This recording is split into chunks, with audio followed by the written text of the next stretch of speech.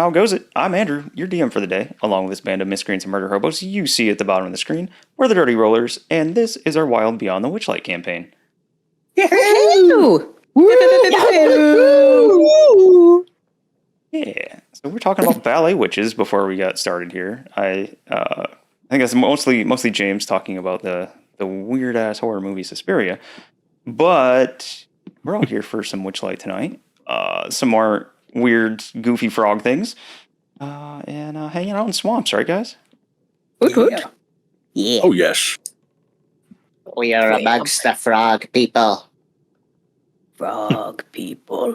Frog people. Look like frog, but speak like But talk people. like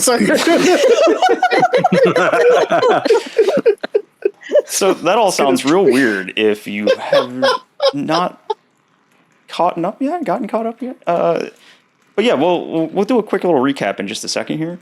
But first, I'm going to introduce all my amazing players right fast. We're going to do our recap, and then we're going to get right into this because we still have a lot to go through, and it's a lot of fun stuff. And we might get hung up on some of it for a little bit. It will be fun, I think. Hope. Should be, but we'll see. Also, chat, I hope you guys can hear us all loud and clear. If at any time there's a audio or video problem, feel free to let us know. I would much rather know sooner than later. That out of the way. My players. First off, we have James. Who are you playing? Hello, I'm James, and I play Albie Godwin. I'm an Owlin rogue. Voice changes per. Next up, we've got Lady Mistella. Who are you playing? Hello, I'm Mozzarella, like the cheese. Mozzarella is a super cute ferretin bard, and he's deaf and cute. The redundancy cute.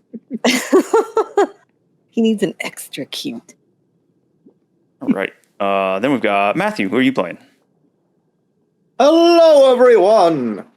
My name is Matthew, and tonight I'll be playing as Fetty Honeytree Godwin.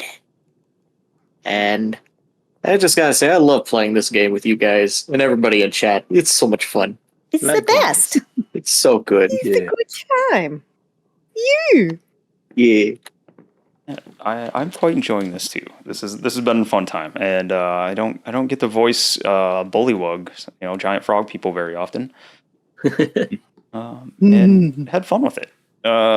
Next up, we've got Garen. Who are you playing? Hello, I play the third Owlin brother named Albert Godwin, and he's a draconic bloodline sorcerer. Excellent. He likes to hawk up flaming loogies. Yes. And then we've got Beanie. Who are you playing? Hello, I play Lavana Ralev, and she is a Kalashdar sorcerer. And Beanie, why don't you tell everybody where they can find you at? As I throw it in chat, because I finally fixed it. Yeah. You can find me streaming over on twitch.tv/beaniecoffee, and I work on a webcomic called Entropy. It is amazing. Go look It's at it. amazing. And The art, the colors, they're beautiful. you're doing the writing and the drawing for it, right? Writing Yes, art? it takes forever. Yeah. I imagine Probably. it does. But it looks fantastic. Thank It's you. incredible. So yeah, everybody in chat, the link is in chat. Make sure you go click on it, check it out. And next up, we've got Lewis. Who are you playing? I'm playing Sarah, the half-orc barbarian. And, yeah, I know I said it before, but I'm here for the milk. I have to say. Can we get a shirt that's just it's a black shirt with white lettering that just says "I'm just here for the milk"? I would add that to the shirt idea. Yeah. There's a shirt that Sarah wears, just a muscle shirt. All right. And last but not least, speaking of milk, we have our resident gross one. General Tampon, would you like to introduce us to your character? Hi. I'm Melissa, aka General Tampon Mel. It's wonderful to have you guys here in chat, and I'm going to play the Hexblood Paladin, Moist Milk. There is. You guys get to hear the word moist probably more times than you've heard it in a single 3-hour period in your life. You. Yay! That's why we come here. You're welcome. You're welcome. And if you guys like all the art that you see here, you can blame all that art on General Tampon here. She did all this character art. I'm sorry. Blame her a lot. I'm sorry. It's fantastic. It's fantastic. Don't apologize. Yes, it's wonderful. Yes. It's amazing. It's fantastic. We love it. So yeah, I think that gets us to our recap, right? Precisely. Anything else you want to talk about before that? But I think we're good for the recap. So last time, after freeing their favorite NPC in this entire module, the wonderful Sir Talavar, the fairy dragon. I was nice to him. You were surprisingly nice to him. After freeing him, with the help of the kind of timid goblin lass, Jingle Jingle, she had a cave full of keys, what was it? My mind just crapped out. Vest. There we go. A vest with keys on it.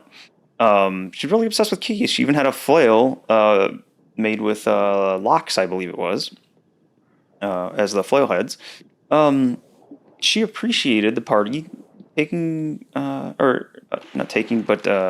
with the Brigand's Tollway Bandits, which was Agden Longscarf and all his Harangon. Now, they didn't kill everybody. They did get rid of Agden, but some of the other rabbit folk that surrendered were let alone, left to live.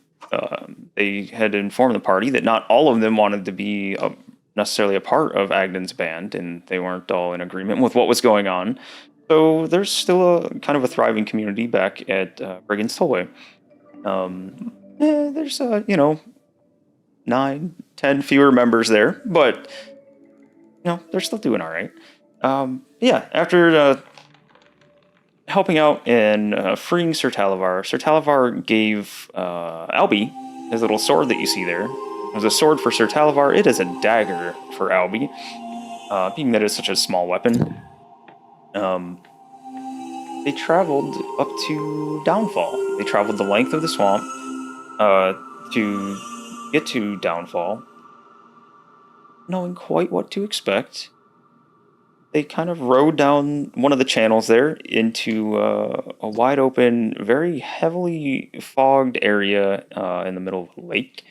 And actually, that lake has a name. That's called the Murky Lake. You note takers out there. What? I wonder why it's called that. I don't know.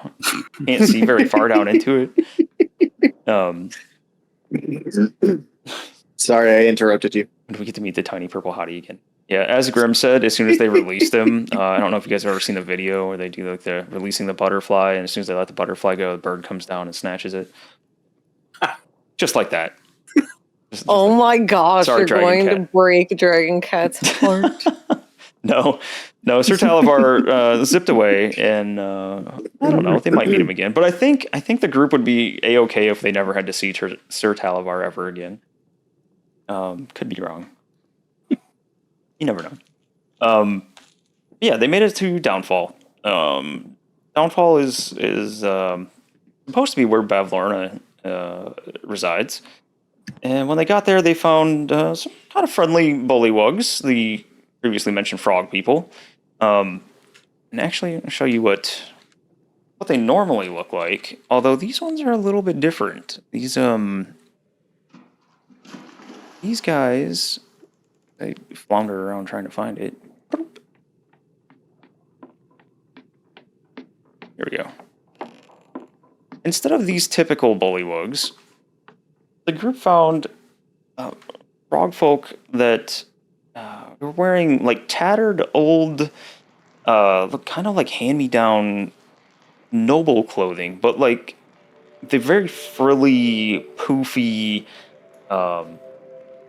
like the baggy High society. pantaloons, high society type I clothing. society. Everybody that they've met so far, all these frog people, are all dressed like this, with the exception of some of the repair workers that they saw working on one of the balloons, and the one that ran the balloon shop.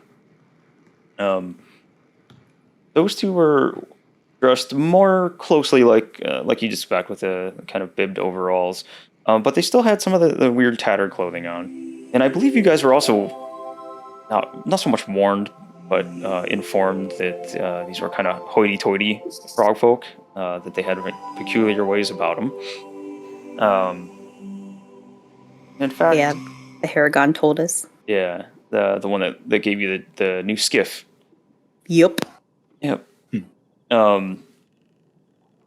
When they got to one particular section in Downfall, which is a balloon factory that looked like it had a pretty nasty fire kind of ravaged the inside of it, they helped out the lone bullywug that was still inside. Do you guys remember his name? Duke Ikrind? Ikrin? Yep. And he was one of the fellows that was wearing the kind of like workers' clothing.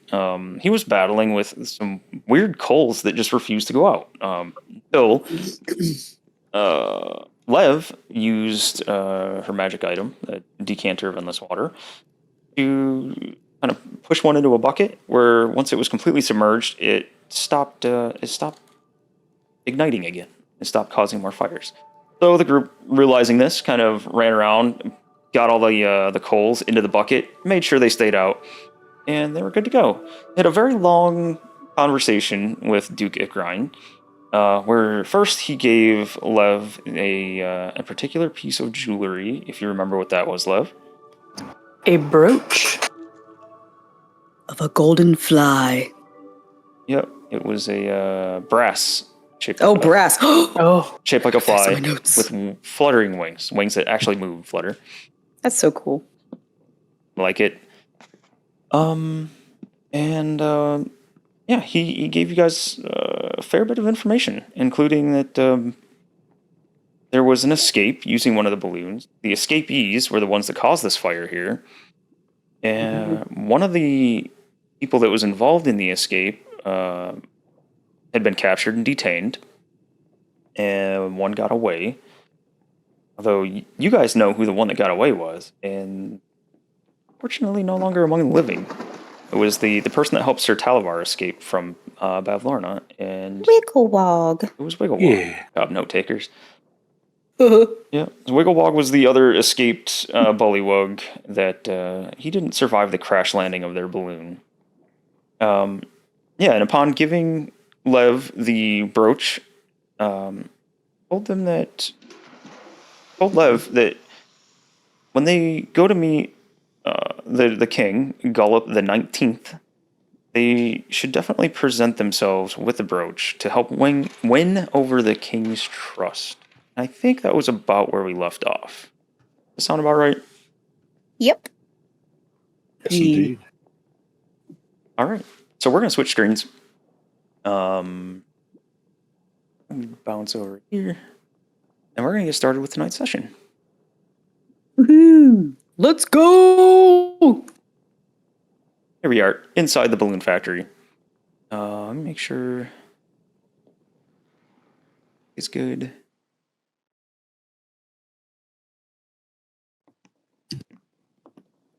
And yeah, what would you guys like to do here inside the remains of the balloon factory? Well, huff all the helium, of course.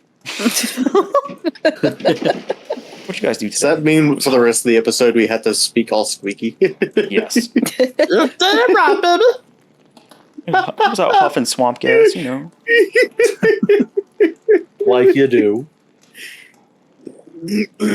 I'm actually curious. I'd like to ask the Duke. Ikrind? Yeah, Ikrind. Ikrand? Sir Duke Ikrand. I'm just curious. Why balloons? Why not? I mean, did you always want to be like, I want to fly, I want to shoot people up into the sky? Oh, a different way of getting around for sure. I'd say it's rather fashionable to arrive in a balloon. Oh, you're so right. It's so dapper. You're so smart.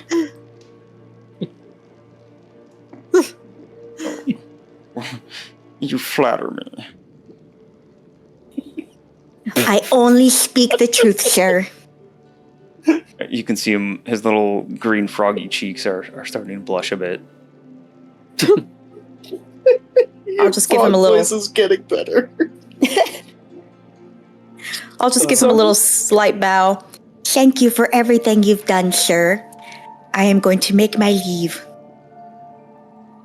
You better hop to it. Oh, you are so clever. Oh my god. Doing like the haughty, noble laugh.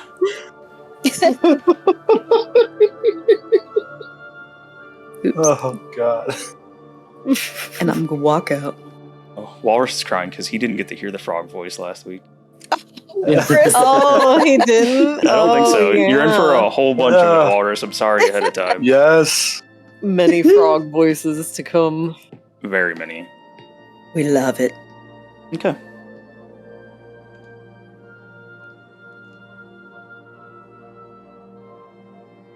Where would you guys? Anyone like to else? go? Is there anything? Yeah, anybody else can talk to the Duke in here if you want. Does anybody else have anything else to ask? No, but I'll give a respectable bow and say, let's try to keep those bad boys submerged until truly needed, and I will awkwardly owl waddle. And I can actually move the dang thing. Move. Do take care, Your Majesty. It's going to take forever to get used to that. The royal. Hello, Albie. Your Majesty. Oh, hello. Talking to Albie. I jumped the frog there. Oops. You're good.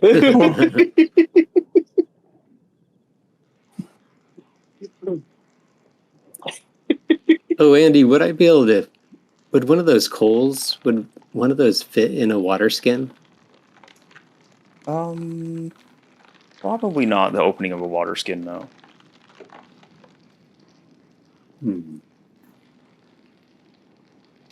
I want one of those coals, but I don't know what to put it in. You have a bucket. Indeed, I do. But you're Carrying also around trying a to make it. A bucket of water. A bucket of water with a little fire thing in it. Not the music basket. He currently, the Duke currently has the bucket of coals, I believe.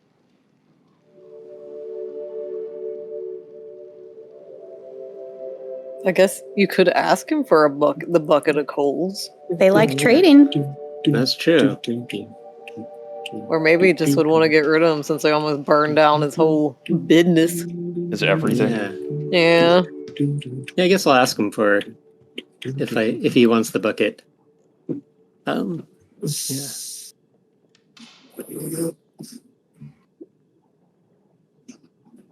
Are you gonna go talk to him? Yeah. I forgot my voice. Mr. Ikrand, do you want that bucket? Oh, I need the bucket, and I desire the coals. Oh. Would you be able to part with one? The price would be steep. Huh. The damage done, I wish to study them. Perhaps a gold? No.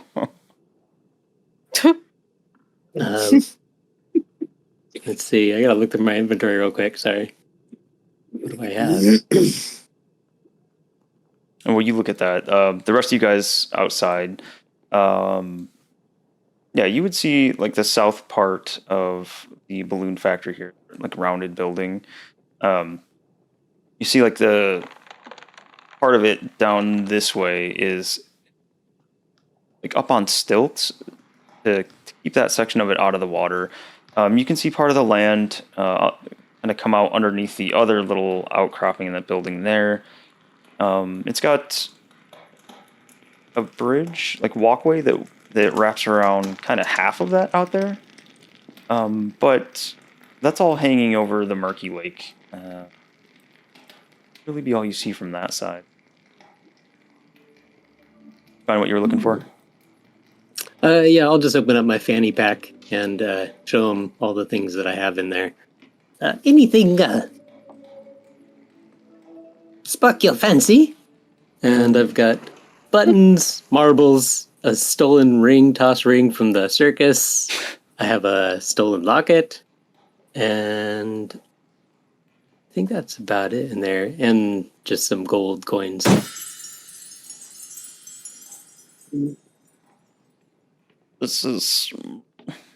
I didn't need anything in here.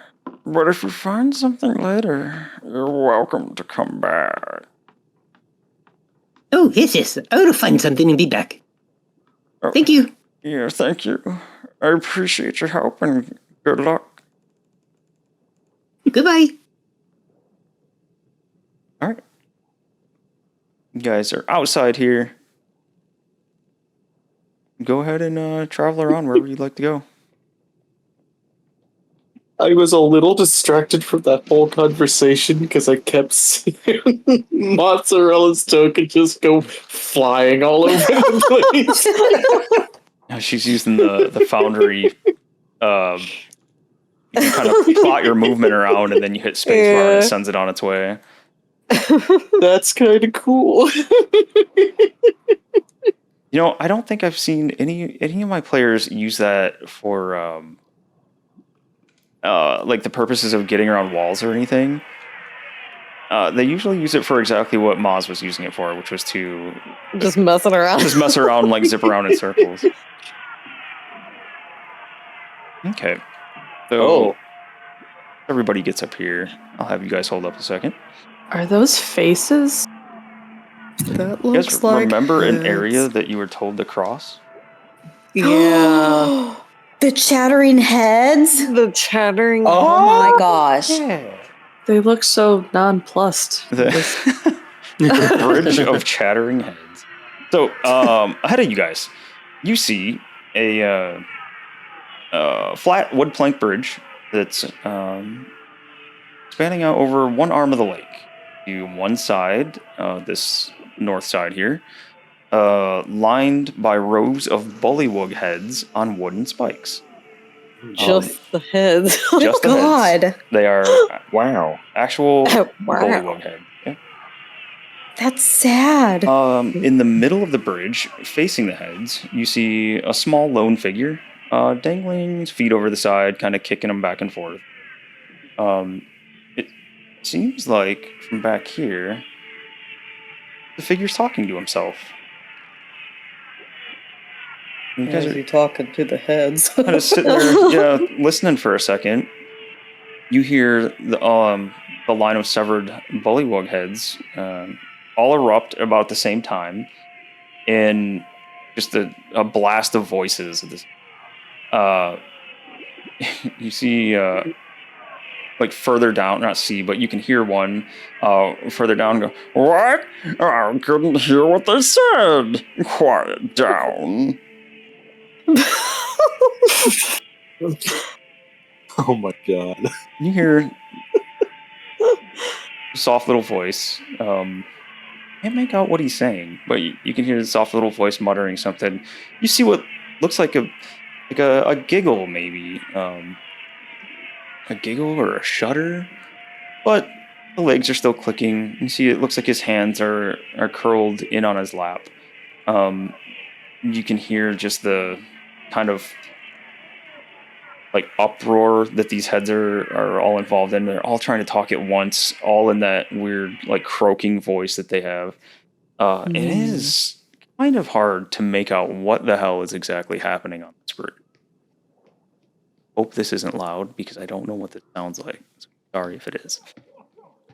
Imagine these guys playing the phone game. Oh, you guys are real good at the phone game. Voice Milk's just going to say kind of quietly to herself, "What the shit?"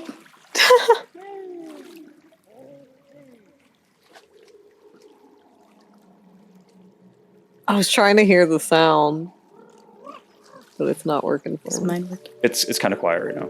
Ooh. Lovely. Turn it up a wee bit. But the sound in this is all over the place. Turned up too loud. Yeah, It's gonna sometimes it's blasting. scare the shit out of everyone. All right. Yeah. So it's up to you guys what you'd like to do here. Remember, if you get into a spot where you can't stay on the bridge, hold down Shift when you click and drag your token, and it won't lock you to the grid spaces. Okay. Hold down Shift. Yep. It'll let you move off Whoops. center. Who wants to go first? Oh, there he goes. Zoom right up there. Hello. And hello. Hello. Hello. And hello. You're just saying And, hello. to everyone. hello. Well, I'm saying hello to all of them. I assume that they're you saw they're a little animated. Yeah, they're talking. Like you can see their mouths moving, and like they're trying to do little nods and like face twitches and things. But yeah, these are all just severed heads on spikes here sticking out of the lake. Freddy, before you sitting on the bridge, you see a very strange sight. It looked like a small little child or something from the end of the bridge. When you come up on him, you see this thing's about the size of a child, the body anyway. On top of its neck, where a head would be, you see a gourd. A large gourd. The hands that he previously had kind of folded in his lap are these very odd blue with yellow tipped claws. He kind of snaps together a little bit nervously. You see little scrawny legs that look like sticks almost, ending in some old worn boots. And the person in front of you looks like this. Oh, That must be Clapperclaw. Clapperclaw, I guess. I'm gonna hazard a guess. Love him. Are you perchance, sir, Clapperclaw? I believe was the name. The figure turns towards you. A quickness that you maybe weren't expecting. When he does, you hear a weird rattling sound coming from his head. That is so cute. The seeds in his dry head. That is interesting. It sounds a bit like coins. Oh, It sounds like coins inside of a gourd. Coins in a gourd. Is there like a slot to put them in? Oh no, he's coin operated. Make a perception check, Maz. With my real eyeballs, I fast. assume. Yep, with your eyes balls. With my eyes. Walrus She knows get what's up. advantage It's an onion. 'cause Moss is so cute. Nah. Okay. No, you get a pretty good look at it. At least one side of him, and you don't see any kind of slot or anything. Okay. I mean, actually, you wouldn't be looking for what's causing the sound anyway because you're not hearing the sound. No, but he could just look. Like he's just looking at it to see what it is because there's no mouth, and so he has no idea if it's talking or what it's doing. Yep. Yeah. So Maz would definitely see this little childlike figure look over towards Freddy and the rest of you guys, Yeah, it's a very strange looking little creature. It is small sized, so it's probably actually a little bit smaller than even the owls. Mm. Oh. Yeah, I'm gonna go ahead and leave on screen. Now this is what Sarah feels like. Being tall. Trying to get it to where you can see most of you guys and the token on the I feel like screen. Albert and Albie are going to be like, oh, that sounds like money in there, and just rip his gourd head off. No. Maybe. Yes. Smash his head on the bridge and break it open. There we go. Money! A pinata! Oh my gourd! So yeah, what he looks towards you. Here. Oh, hello. Yeah. Oh, You've heard of me? yes. You hear like the snap of his little claws, like Oh, not like a threatening. It seems more like an excited. we know possibly a mutual friend of yours. Miss Jingle Jangle? Oh, my Jingle Jangle's a pretty nice lady. Oh, she's absolutely wonderful. She said good things about me. And he puts each claw on either side of him and props himself up and kind of bounces up a little lightly up to his feet and stands before you. Oh, yes. She said that you're the one to go to try and get to the next area. That you're just the best guide there is. Oh, she's oh wow. She really she said good things about me. That's awesome to hear. I'm so glad. And like he straightens himself up, stands up real tall, and he does a big bow in front of you, Freddie. And he says, I am the best navigator you will find. I can get the tither. I have to say, sir, you are by far the most interesting person I have ever met. Gives a little laugh and he says, there's a lot of interesting people in Hither, so that means a lot. It really does. Oh my goodness. Well, we have a little bit of business ahead, I assume. But, perhaps afterward we could trouble you for some guidance. Oh, sure. I like to wander around and see a lot of things. So this gets in the way, and he's like throws like he. So imagine him moving his entire upper body like from his hips. He's like shaking his whole upper body around as clank clank clank clank clank clank. His coins jingle around as he's doing this. He says, "Guys, I'm glad you're nice, but a lot of people wouldn't give me the right respect. Is this stupid head?" And he takes his claw and he kind of whacks the side of it, just thunk, with a little bit of rattling in there. I had a really cool one. Looked much better than this. You guys would have liked it. You guys would have thought I looked really cool. Yeah, it was the coolest stag skull you've ever seen. Oh my gosh. That is cool. Interesting. Oh, it's the coolest thing. It's white as can be. It's got the super cool horns on it. I've never looked better. Have it anymore though. Oh. Well, I feel like we should try and help you with that at some point, possibly in the future. You're like snap, snap, snap, and he stands up full of attention, like he's up on his tiptoes looking at you, and like he's like 3/4 of your height, Freddie. So he's like trying to reach up and see you. You maybe probably don't know where exactly to like look him in the eye. In fact, Just which part of that head would you be looking at? dead center. Where the small part meets the bigger part? Yep. Okay. No idea, so I'm just looking at a gourd. Dead center. Well, you would help me. You would really help me get my super cool head back. Well, I'd like to think that I'd be a very helpful kind of person. And you seem like a nice, cool kind of person. And all the people behind me, they're like, I mean, just take a look at the white-haired lady. She's practically a superhero.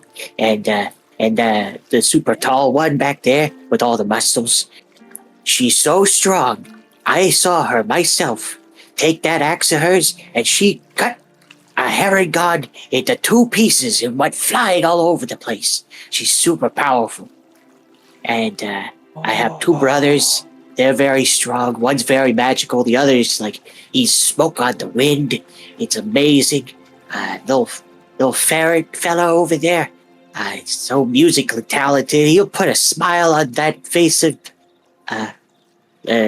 on your face and all that stuff. And then there's Miss Milk, and she is an acquired taste. But I'm certain She's scratching her butt. So as Freddie, just to interrupt real quick, as you're talking Yes. and you're telling him all this, like he's looking around you, like over you, and he's trying to like really take in each one of the people that you're talking about and get a good look at everybody. And like the longer you're going here, you see his claws. Well, first he gets down off his tiptoes and he's standing like flat-footed, and his claws kind of like they go limp. They're hanging at the side, and he's kind of like swaying around as he's looking around you, like trying to see everybody. Now, even though his shoulders are dropped and his claws are hanging down, like he's not bored. He is like very interested in like your whole group, and he's very animated and moving his body around. Every time he moves, his little claws swing back and forth. And like every so often you hear the like he's very excited. I just got like little kid vibes when they're super interested in what you're doing. Make an insight check real quick, Freddie. Insights. Oh, don't tell me this is some headless child, Andy. Or he's just putting on a show. Okay. Yeah, nothing stands out like in particular other than whatever this little creature is he just seems very interested. But yes, I can't speak for all my friends here, but I personally would love to see that super cool skull of yours. Mention the rabbit people? Yes, we actually, just between you and me, And I'll kind of scrunch down a little closer to him. we kind of took care of them a bit. The ones over at Brigand's Tollway. You hear one claw down in the side just do an angry click. Yeah. So there, things are going to be a little quieter around that area for the time being. Good. Yeah. But that's just between you and me, pal. He leans in closer to you as you're already leaning down. You get them all? No. They surrendered once Longfart was defeated miraculously by You hear a by the sudden intake of breath. And, yep. dead? The lady behind me did it. Did you Saw it myself. Did you see it? I was straight out of the novels. No, Couldn't get it any better. No. My head. Did you see my head? Your head was? He took my head. Didn't you say? Oh crap! We did see his head there, didn't we? It was back on the top of on the top of the stump, wasn't it? You guys didn't see anything up there like that. I feel like it was, but okay. Me personally, no, I did not. Maybe one of my friends did. They got a better look at the area than I did. So he gets he gets a little animated when you're telling him about this, and he starts bouncing around, and he's like kind of bouncing around back and forth on the bridge. blue scarf, long-eared butthole of a rabbit. He took my head. It's the coolest head I've ever had. I was really attached to it, and he thought it was the best thing that I had, and one of my favorite memories, and he took it. Oh, his memory? His favorite memory? He took my head. That's so sad. If you'll pardon this for a moment, I'm just gonna, because I feel like I really need to do this, And I'll just outstretch my arms and kind of bring him in for a little hug. like, there. It's okay. I mean, A little pause, Freddy.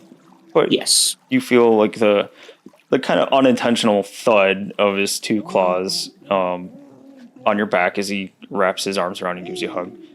Oh, it's okay. The little rabbit people that are back there are actually fairly helpful nowadays. I mean, if you were to go to them and say, "Do you guys still have my head?" They might just help you find your head if it's still there. You hear behind you a little bit, Freddy, and off to the side. You hear, likely story. This one's probably never had anything better than the gourd he wears now. And you hear a kind of symphony of laughter go up around it, and all that the frog croaking, like the bullywug speech.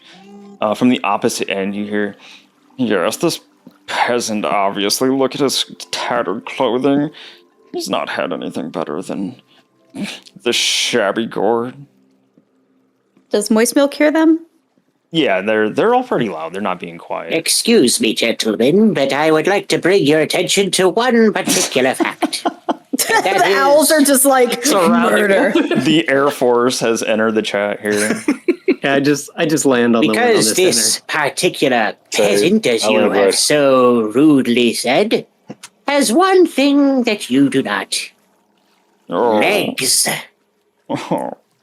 Look, he can walk, he can dance, and what can you do? We sit here Oh, and that's right. judge. You don't even I have an judge you ass. be stupid and smelly, so meh. So everyone on the bridge would look over at the sudden fluttering of wings, and you see Albert. You're sitting on one of the heads, right? Yeah. And Where is your buddy? Albie? Oh, I'm definitely sitting on this guy right here. Oh, yeah. Everyone would hear that. Oh, get off me, you stinking feathered fiend! What are you doing down in the end where Albie is? Here, get your disgusting feet off my precious head. Leave. I'm just pecking around on him, looking underneath him, trying to see, like, how is he attached? How is he alive? Stop that, you. You, Where is sir, your buddy? do you Get not off me, realize you vermin. speak to royalty? I will fly before this one. Now I'm flexing the royalty card. This is none other than the Witchlight monarch. Mind your tone. Starting at one end of the line of heads and going to the other, you hear one long.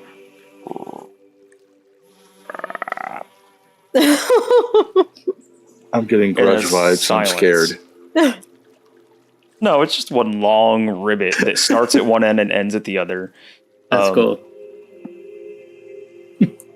They hush for maybe the first time. So, like, the whole time Freddy was talking to Clapperclaw, they were kind of muttering and saying shit in the background, but nothing that really overrode what Freddy was saying in the conversation there.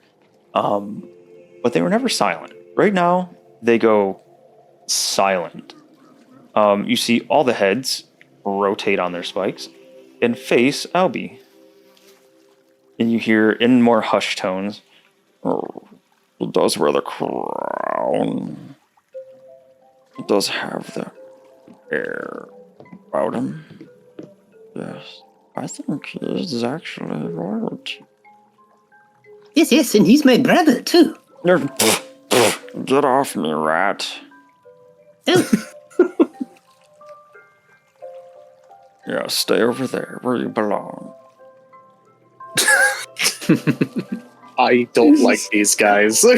Oh, I like the voice, but man, these are assholes of heads. You hear Clapper Claw just, oh, I know, don't mind them. They're all crabby and angry. They all used to be rulers here too, and this is where they sit for the rest of their days. Oh. Albie, you might want to be careful. Albie's just kind of covering his neck up a little bit, like, oh, boy. Ooh, what happened to their buddies? Clapperclaw says, rather. Oh, I think when the new rulers come in, the old ones... And he takes one open claw and goes across the bottom of the gourd in, like, the throat-cutting motion. Off with their heads. Oh. Well. Deuces. Just kidding. Time to burn the swamp down. Oh, not to worry. We don't rule the Soggy Court. I'm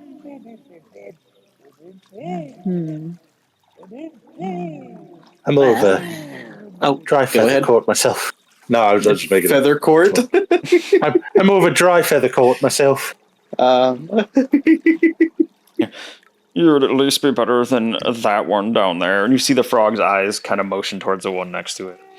You hear, excuse me, I was a fantastic leader, not like you, who lost the will of his people in just 3 short days.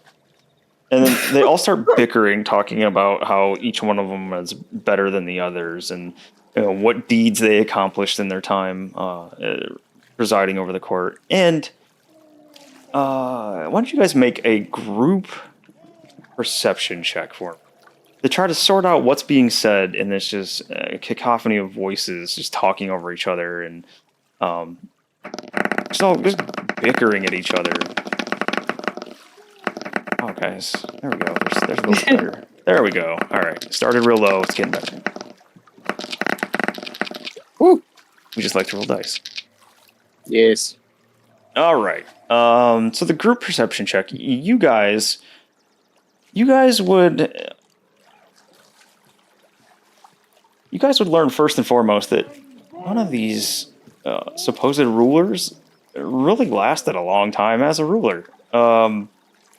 It seems like the longest you've heard in this is a year. You get the idea that the rulers kind of routinely get displaced here.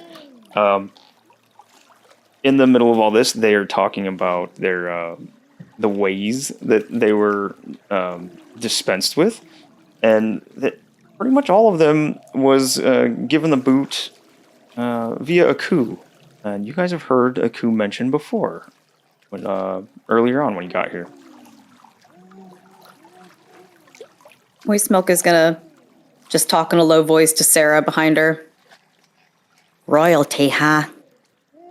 Look like a bunch of nobodies if you asked me. Get it? Oh my Nobodies. Right, hang on. I have something to give you real fast for that. Damage. Oh. I just... I side beak to Lavana going, Gosh, they all got big heads, don't they? Oh, this hurts. This hurts. But no, as they continue talking there, one of them says something about King Gullop, and that little bit has them all doing this weirdest, like, shortest little nod you've seen, because they don't have a neck and their heads just kind of move like forward, backward a little tiny bit. They all are in agreement that King Gullop is a fool, and he sounds like someone that's not fit to lead. Here's this current king. He can't support his people. He can't even defend the Lady of the Swamp. Those others that took off with her property and he couldn't catch them. He just let them go. Who's the lady? There's a gasp that, like, the royal disdain, like, if they had a hand, you would imagine that with the gasp, their hand went up to their chest. Gasp and froggish. Yeah, gasps and froggish. I never phase. Yeah. Unclasp your phantom pearls. Of course. Florida. I was expecting a frog, not double B. Yeah. Wait, what did they said something was stolen from her? Yeah. Yep. What'd they steal? One of her prize balloon and something smaller out here. Huh. Oh. At this rate, maybe the rumors of the next crew are correct. I think King Gullop will be joining us before long.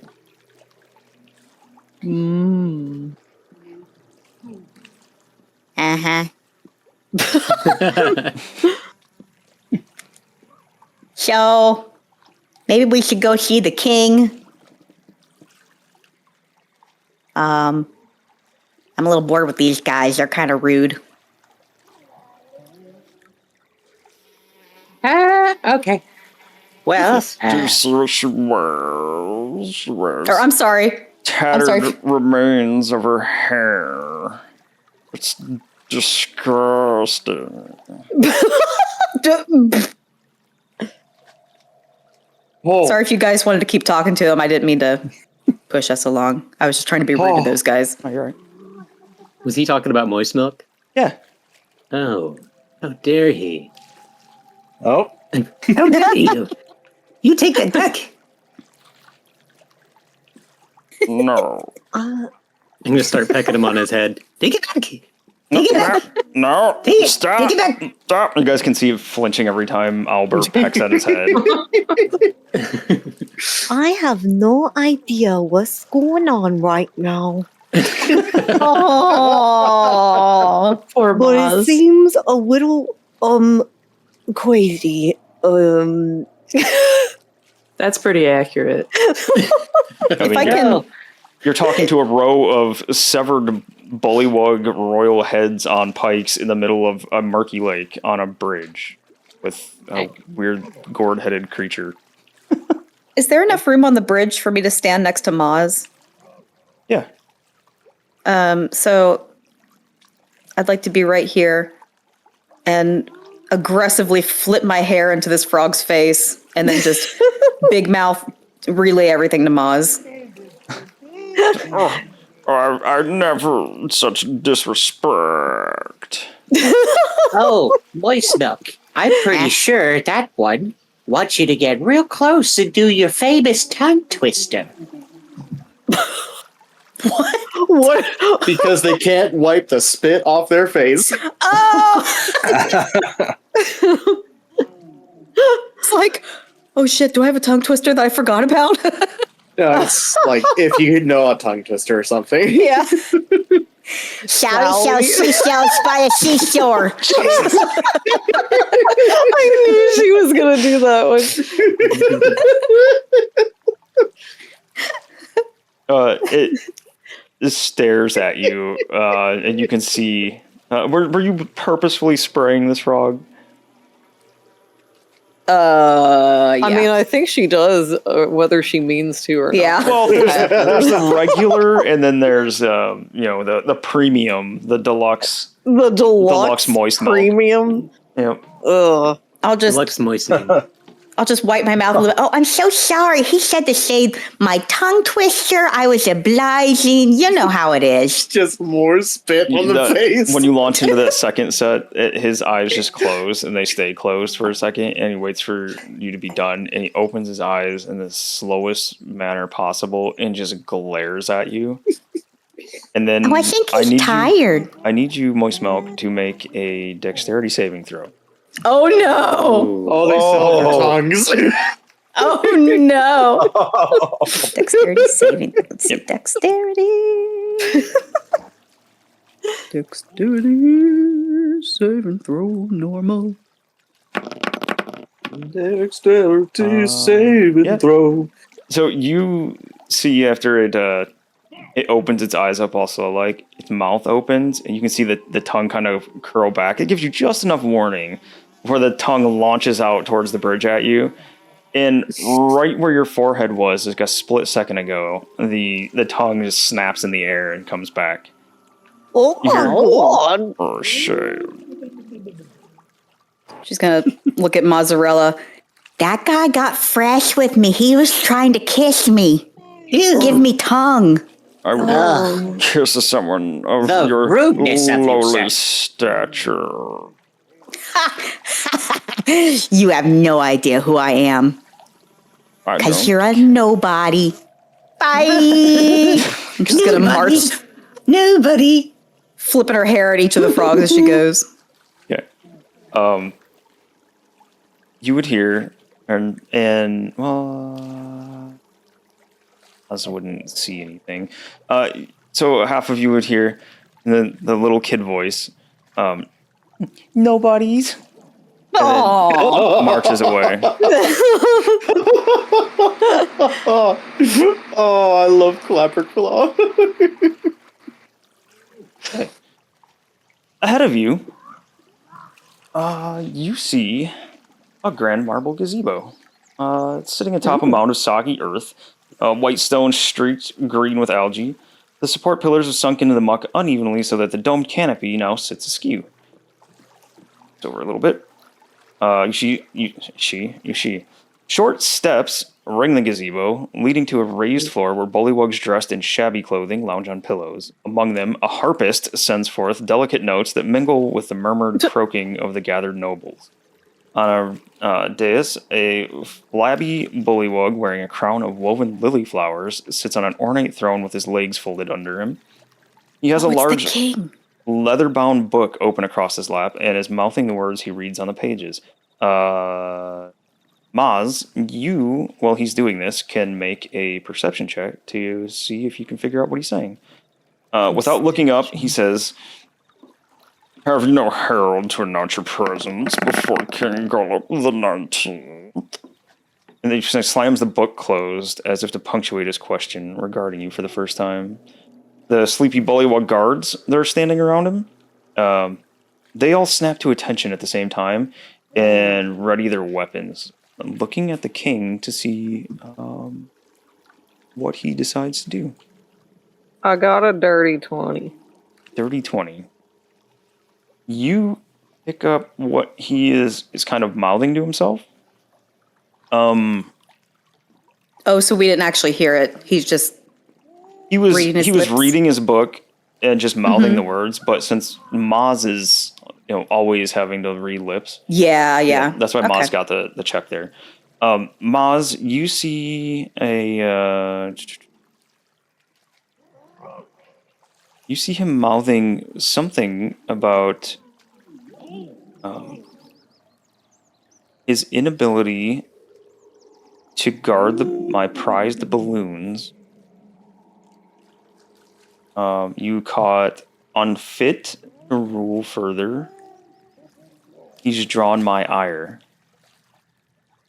He's drawn my ire.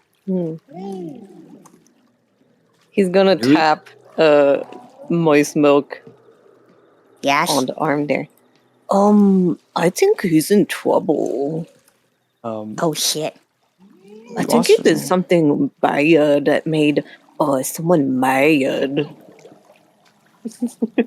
Well, remember, we're royalty too. So I will introduce us. And she's gonna whisper over to Albie, don't forget your royalty. Haven't forgotten. You guys would also see sitting just off to one side, probably about here, resting right next to the cushion, you see a little baby crocodile. Oh. And after he slams the book and looks at you, you see one hand kind of lazily drift down to the little crocodile. and gives it a nice pat on its head. That is so cute. Oh, now I like the king.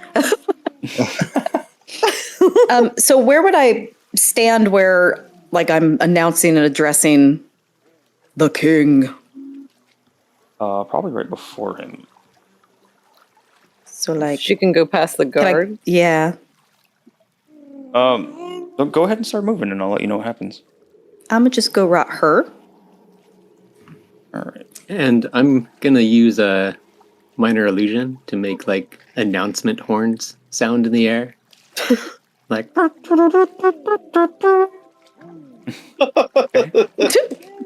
my god. Good. Oh, he's so cute. Look at the mustache on the other guy. He does. He has a Tiny, I didn't notice the mustache. mustache before. I love that. Oh, Oh my I love it so So much. these are the clothes I've been describing. They're the noble clothes, they're the fancy clothes, but they're very like tattered and shoddy. Yes, and even the crocodile has the little frills. Oh my god. Perfect. I want to hug This is the awesome. crocodile. Little crown of flowers. This is King Gullop the 19th and a bit of his noble court here. Oh my god, that's so freaking cute. Good greetings, King Gallop. Gullop? Gullop? Gullop the You 19th. hear him sigh all the way from across the way there. Gullop. Yes, King Gallop, as I said, the 19th. I am Madam Moistmilk of the Cloakwood. It is a grand pleasure to be in your presence. If you will allow me, sir, I would like to announce my noble companions. What did you say? Your moist milk of the cloakwood? Yep, the cloakwood. Actually, yeah, I missed something there too. What was the title you had? Madam Moist Milk of the Cloakwood. Okay. He says, welcome, Madam Moist Milk. But there's only one bit of royalty in your group, and it was him that I would talk to. Oh, I understand, sir. If you will give me just one moment, I will announce him. Do it. Okay, so she goes, His Majesty, Albie Godwin, the Witchlight Monarch. Everybody claps. All of us. We should all clap. Everybody clap. Hey, Albie Godwin. Sir Albie Godwin I the use first. prestidigitation to make his cloak blow majestically in the breeze. Albie's head is looking the opposite direction while his body's still facing him because he's just panicking at the moment. Okay. Albie, you got this. Wait, hold on. Take this. And she gives him the brooch, the fancy brooch.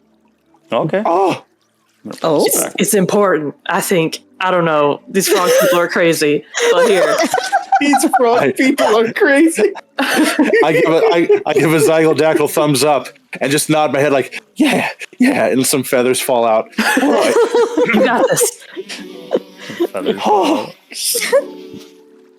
There we go. I'm going to slide them over this way so that they can stay up on screen, but everybody can see things. Okay. The king, he looks at you for a second, Albie. He motions with one big old webbed hand to, he kind of like brushes aside forehand, brushes aside backhand, and motions for the guards to step aside, which they oblige. Each of them just take a step over, and he waves you forward. He points to a spot here.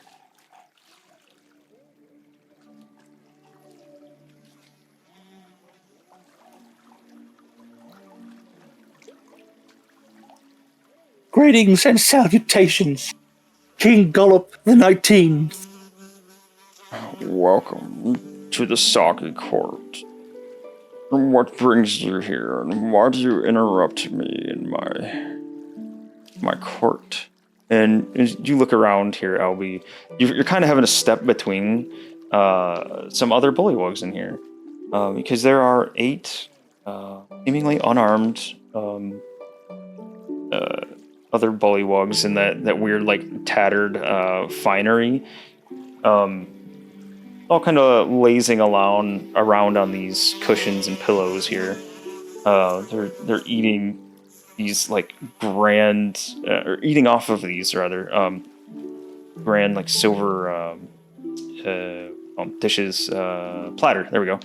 A variety of like fancily prepared bugs and insects. A charcuterie board. Yeah, of insects. There you go. There's a different variety of them. It looks like just like flies, maybe some large like mosquito-y looking things. There's some like beetles, and in fact, one reaches for the beetle and holds it up in front of it and just flicks his tongue out and crunches the loudest crunch. You can hear it echo inside this frog's mouth, and it does this little this delightful. Gross. Oh. Starting to slip into Buffalo Bill territory. That's why I love the voices so much. I just hear it in the background. It's like, yes. Sorry. Oh, jeez Louise. Okay. All right, so, okay, why do we come... Okay.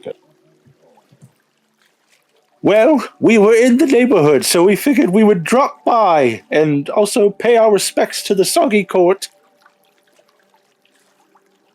Oh, and I presented the brooch that Lev had handed to me before I freakishly waddled into the courtroom. Okay. Well, let's see. First off, Maz, you can make a stealth check. It's going to be pretty high DC. Oh, But you can make one if you I like. believe in you. I inspire Maz. Dragon Cat Albie is royalty. Oh, well, no. Oh no. So No. Maz goes to sneak around. Say it's like right there, and you see this frog over here. Just you see his big old frog eyes. They're kind of staring at the whole group, and as you go to tiptoe off to the side, the eyes kind of go down to the bottom and then follow back up the other side, watching you. He's not moving. He's just following you with his eyes. Mozzarella's gonna pretend like he wasn't doing anything, and he's just gonna flop on the ground and just kind of lay there staring at them and looking cute. This frog here, he takes like another little half step over to the direction that you were going. He kicks one leg up on a rock that's sticking up out of the ground. He's doing like the captain pose. He's got his weapon in one hand, and he does the two fingers to his eyes, and he points back at you, and he's just squinting at you now. Oh, I was just looking. I'm just looking. He's gonna barrel roll over this way. Just looking. Do a barrel roll. I was just looking. He's being quiet. He's not saying anything. You get the idea that maybe he doesn't want to interrupt or anything, but he's just watching you. Like he's still in that captain's pose. You know, he's got his elbow on his knee, and he's just watching you. He's squinting at you, just boring his eyes right into you, Maz. Okay. Albie, let's see. I'm sorry, I went AFK for a second. Did Albie say that Lavana was the one that got the fly? Or no? I don't think he said. Oh, okay. Or did you? And I missed it. Well, Lavana did hand me the brooch right before I walked up to the king. Yep. Yeah. But did you say that Lavana gave it to you? I think that's what White Smoke was asking there. Yeah, I just misheard something little right when I came back, and I wanted to make sure. If she didn't I don't think you said that. I don't think Okay, you sorry. told- No, it's all right. Yeah, I don't think Albie told the king that Lev got the brooch and it was given to him. Cool. I think he was given and walked up here.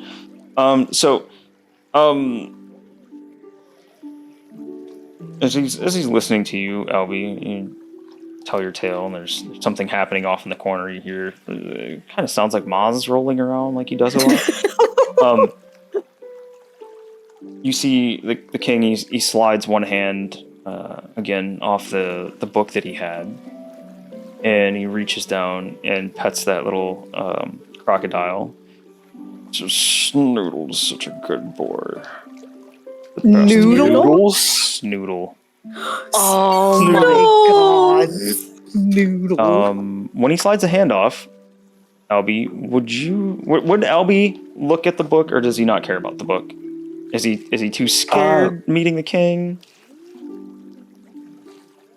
You know what? I feel like he would at least he wouldn't try to lean over, but if his eyes are just open in that general direction, he wouldn't mind just like a quick glance to see if it was in common or if it was in a different language altogether. Okay. Yeah, it is written in common. You see in like this weird scratch. It almost looks like it's gouged into the cover, and then like painted or filled in with some kind of ink. You see the Big Book of Bad Blood. Oh. Huh. Oh. The big book. Yeah, there goes the note takers. Bad blood. All the bees. The alliteration.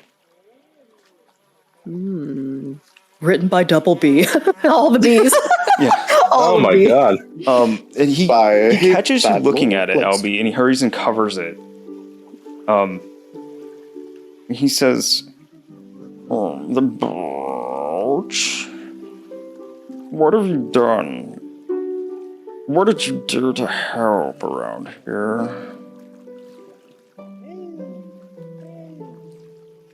Well, me and my friendly advisors over there,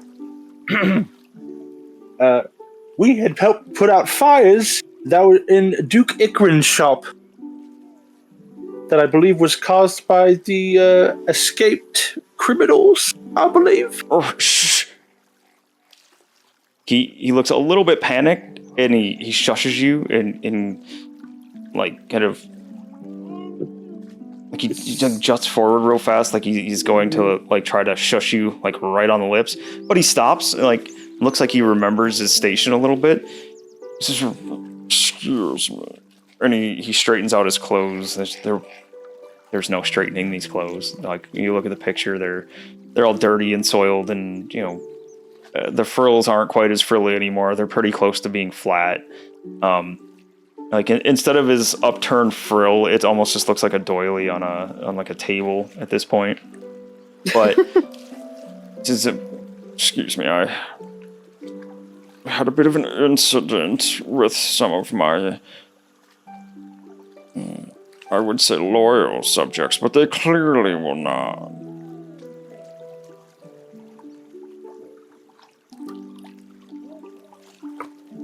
My apologies for my indiscretion. As you could tell, I am new to being royalty. Oh, I'm fairly new to the position myself. May I share some kingly advice from one king to another? I don't know what you would have to offer me, but I will listen to it out of a common courtesy. As me and my friendly companions had crossed the bridge, we noticed the company to said bridge. The ones that seemingly stare and judge and say snarky things from time to time. Oh, my predecessors? Precisely.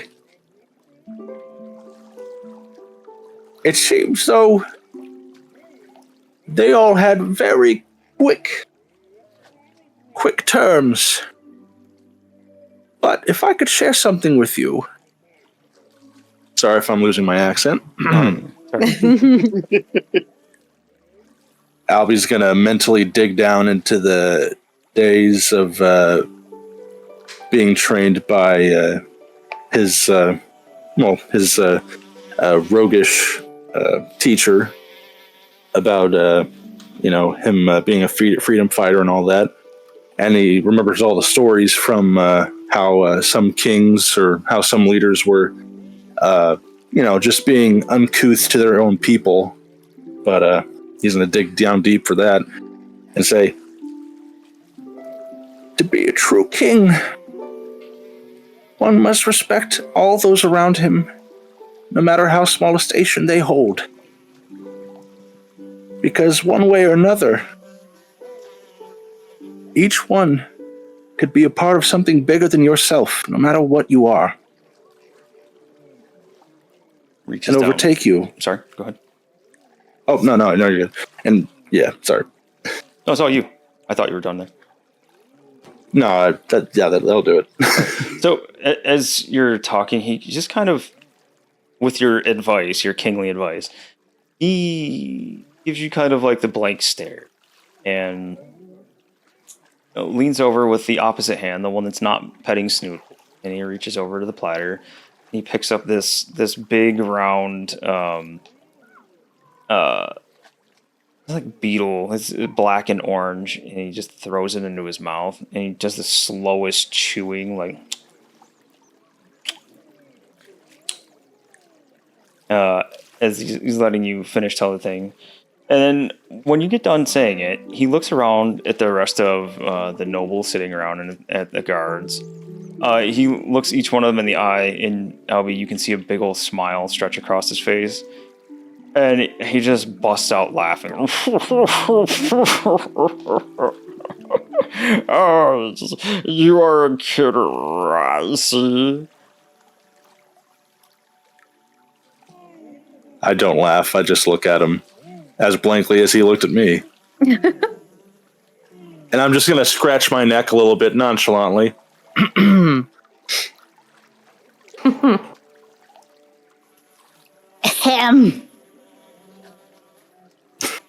And also, during that silence, I would say, here's a good example. And I will take a step away from the king, and I will guide my hand, pointing out all my friends and, naming them in their titles. Like, the one over here is Moss, like mozzarella, like the chi. They are a wonderful entertainer, and they are a pure joy bringer. Oh. And this beautiful, scaly one is a brother of mine, a soon-to-be great and powerful sorcerer. And this gray, milky one, she's tremendous. Gray milk. As well as another great and powerful sorcerer, Lavana. Oh yeah, that's Moist Milk. My apologies. And that's Albert. I'm very new at this.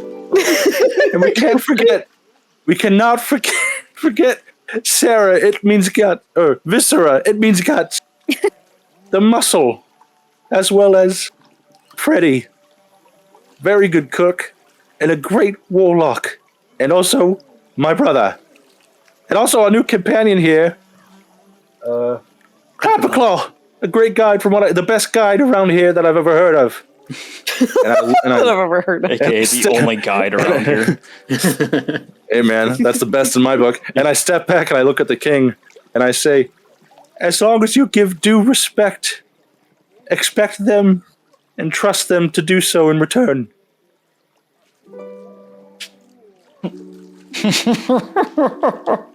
He's doing that big croaking laughter once again. And he says, what kind of king announces his companions? And a grateful king and a great friend. Back over at the rest of them as he says companions, and it's said in such a just disdainful tone. He doesn't view them like if you were trying to introduce them as like nobles that are with you. He looks at them as like definitely some kind of underlings or peasants or common folk. Well, Your Majesty, I tried to introduce them properly and formally, but you were like, Oh, only the king I will speak to, so I had to sit here quietly. Otherwise, that's my job. Well, just one-on-one is royalty talk. But you didn't let me announce them. Well, excuse me. It's not often we get visitors, especially visitors of your nature. Completely understandable, sir. You are just magnificent. Oh, well, thank you. Flattery will only get you so far.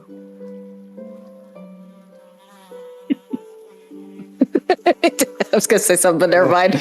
I need to watch myself. I'm going to get in trouble.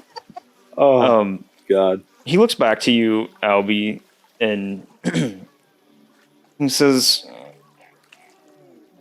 "You've earned the brooch. And who did you say gave it to you?" Duke Ikrind.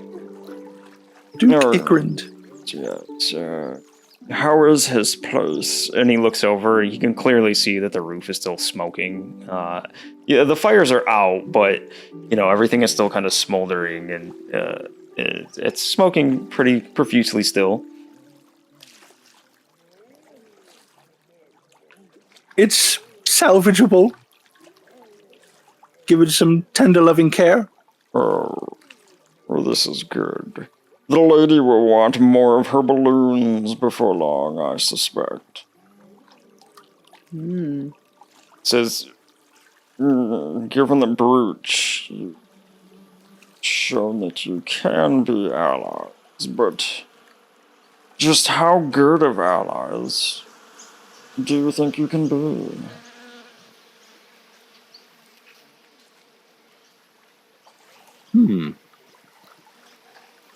Well, we've basically got a nice mixture of casters as well as skilled fighters.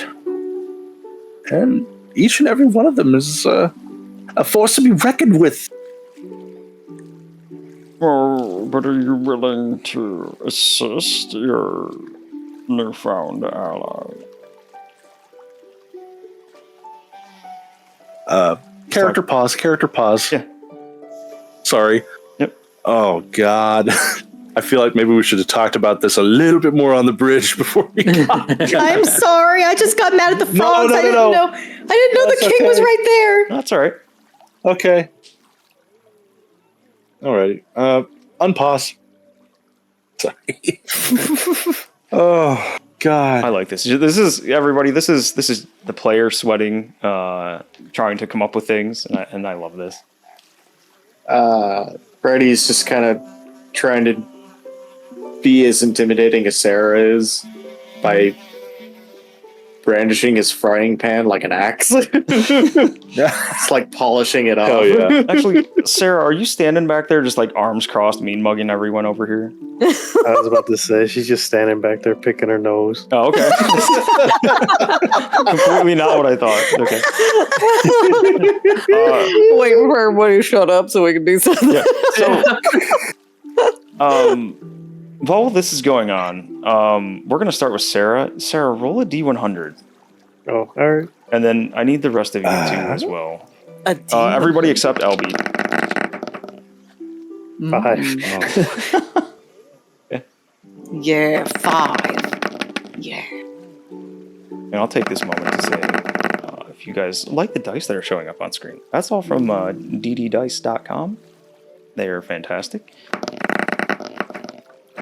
I don't know what kind of numbers we want, so I don't know. I don't know what we're doing. A lot of 40s. Yeah. Xanthos, welcome in. Xanthos! Oh, everybody did A chorus of Xanthos! Baba booey! All right. Albert. Yes. Albert's the winner here. Let's see. As the talk is going on here, between Albie and the king, you see one of the bullywugs, like the nobles that are sitting down on the cushions here.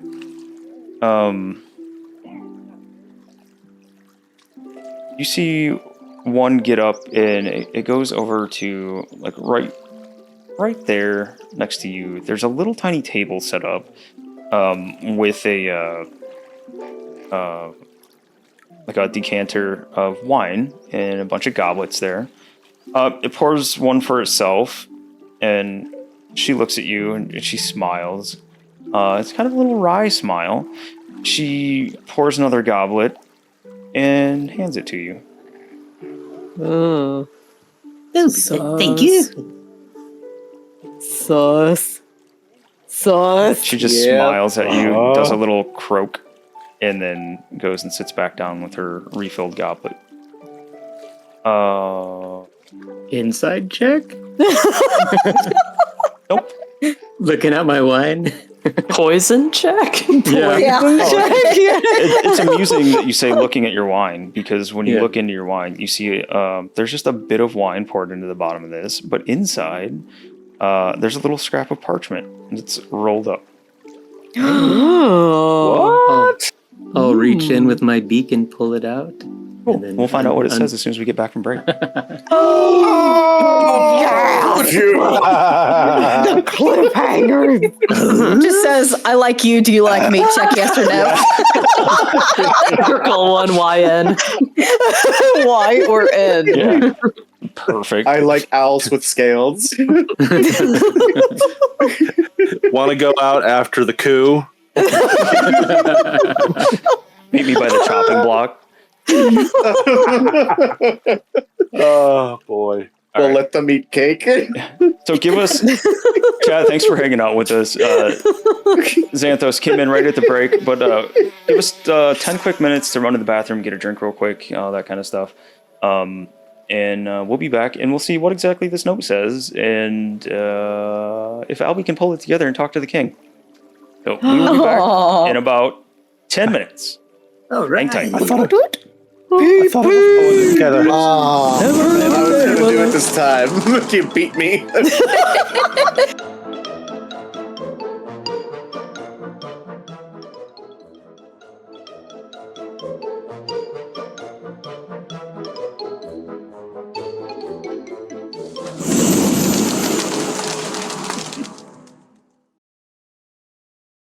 And I say I'm not bloodthirsty. Yeah. Hi guys, we're back. There was some plotting going on in the background of that.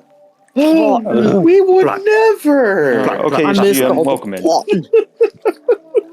And yeah, Nuxter, I'm not sure where Society 6 ships to, and I don't think that's anything we can control on our end. But that's also something I will look into when we change up shops, which is in the future. Yeah, we are gonna change shops. Yeah. If it doesn't, I'll send you one, bestie. I was just gonna say that. We'll just send her one. Yeah, I have to send her something anyway. That'd be cool.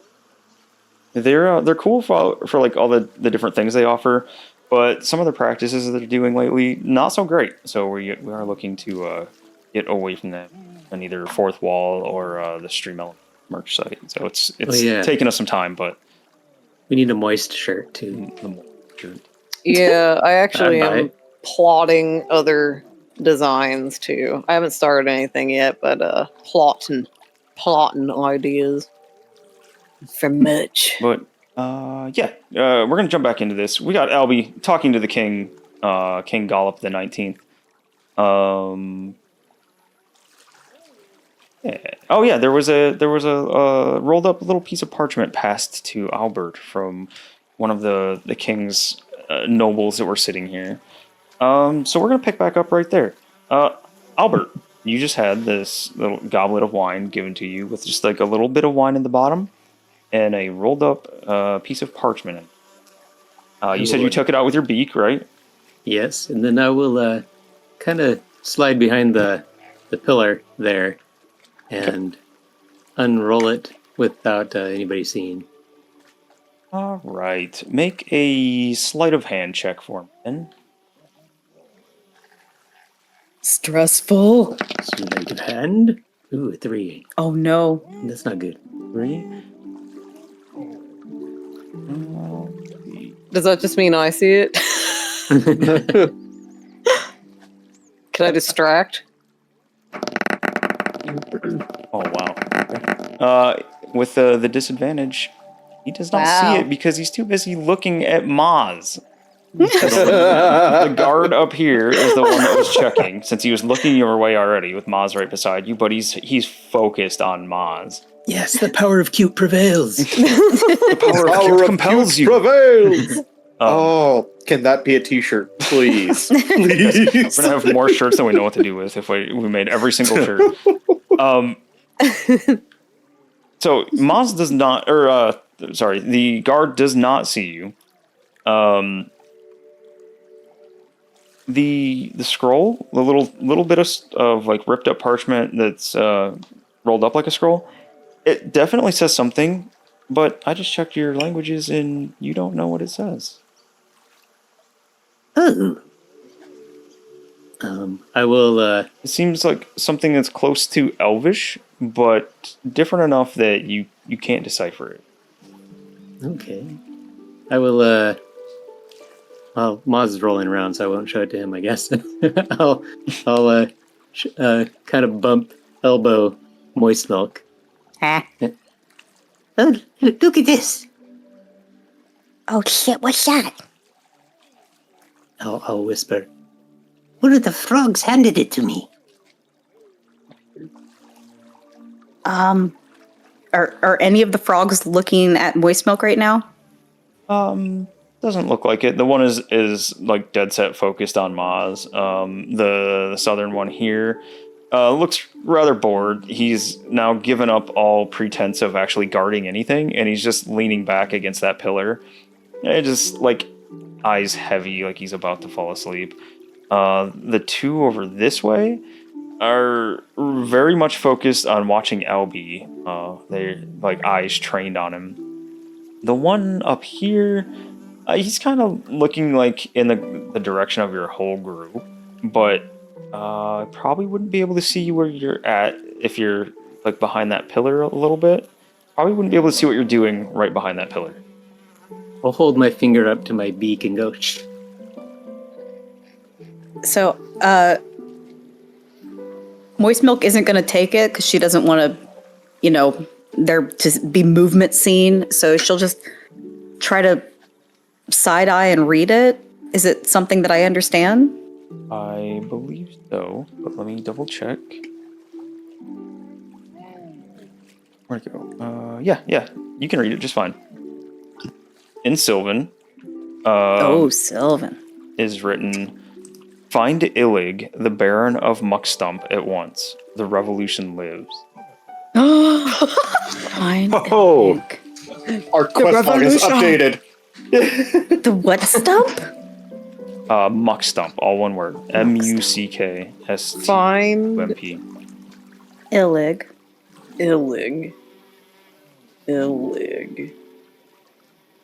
The Baron of Muckstump at once. The revolution lives. Revolution lives. I like it. Dun dun dun. The revolution. Are we gonna be rebels? Oh yeah. That sounds fun. Let's do it. Okay. So back to Albie.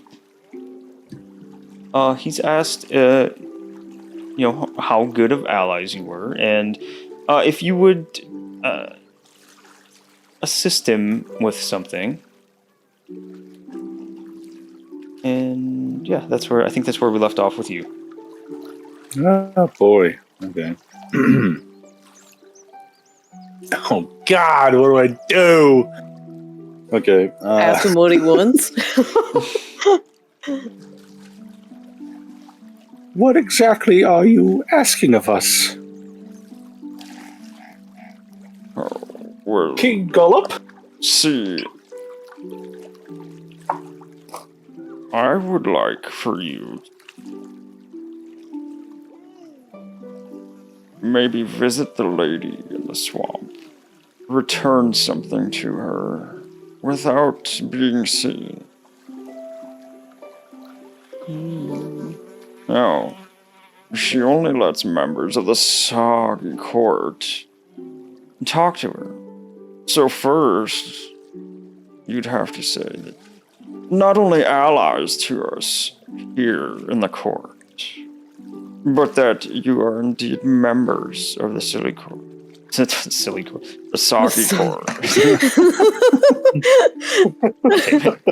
We are members of the Silly Court. Yeah. Hell yeah. Silly Court means That's Soggy our name Court. now. Yeah. Damn it.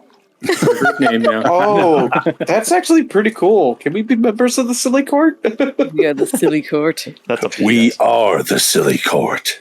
the birth of the Silly Court. No, there's the Kinda like the Court, sound of the that. Silly Court, and the Soggy Court. Wait until you meet your counterparts in the unsilly court. This is boring. It's just a bunch of accountants. Touche, Andrew. Touche. I'm sorry. Oh, wow. Okay.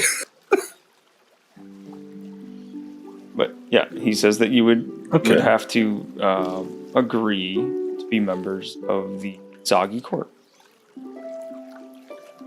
Is that like what's the downside to that, I guess? I'm worried because this sounds like a deal. And this isn't Albie saying this. This is James saying it. So this is James's inner monologue spitting out red flags like, watch out. As Albie's trying to decide, he reaches over and picks up this long, like, stick bug looking thing. You guys remember the old wax, like, bottle candies?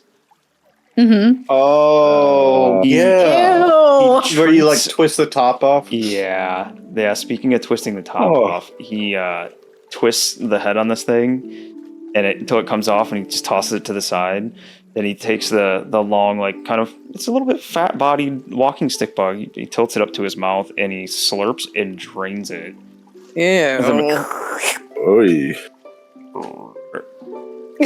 And tosses it away. It's hard to imagine we found someone that is as gross as what moist milk normally does. We shall not be soggy. We are but moist. With respect, Your Majesty, I require answer. And he starts, does like the steepling of his fingers and starts tapping them together. Oh, boy. And he wants us to give something The unseen to the lady of the swamp. Yeah. If I could, I would like to step forward. Why can't I step forward? There we go. Excuse me, Your Majesty. Oh, not again. What is it? I think, His Majesty Albie Godwin, the Witchlight Monarch, may require his advisors. He does this exasperated sigh. You can tell it's over dramatic, but he's yes, Albie, go talk to your advisors. Moist Milk is just shutting her mouth as tight as she can. And I want to punch this guy. Thank you very much. I'll be back in only a moment. That's very honorable of you, sir. She says to the king and then turns away. I'm just going to guide him just a little bit further outside the gazebo. So magnanimous. I'm facing away, man, because I've got the itch and it's not good. Okay. If you guys want to talk it out, or I mean, Might be a powder for that. If you guys want to discuss, I can go play my bagpipes for the king, so he can't hear you. Oh, I can help too. We can duet. Oh my gosh, yeah!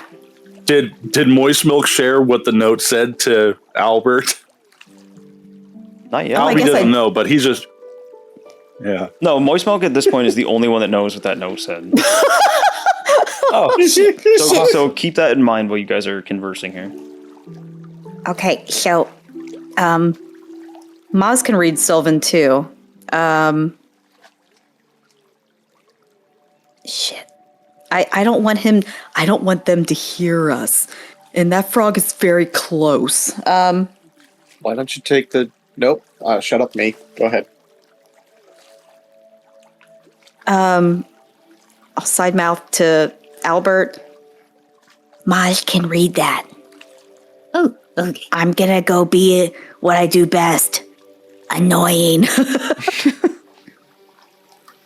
And Albert will hand the note to Maz. Oh, this is a very nice piece of pepper. You see, he's like fiddling with it a little bit because it kind of feels neat on his paws. And he eventually opens it. Don't show it's a secret. Oh, secret. Oh, okay. And he's gonna turn around and like try to cover it and unfurl it. Yeah. You see just written on there is the message that I mentioned to Moist Milk. So now it's Moist Milk and Maz are the only two that know what it says. And in the background, you just hear Moist Milk. Oh, King, lovely King. It's cutting her He off cut while out. she's playing. Whoa. Is she playing the bagpipe? She is. Sorry. So yeah, she's just playing shitty music. Trying to distract them. Like ruining it, stupid I Discord. know, it's so frustrating. Do it again. Yeah, you can try it again, but I think it's cutting it out as soon as you start. Maybe if I turn it away from the mic a little bit.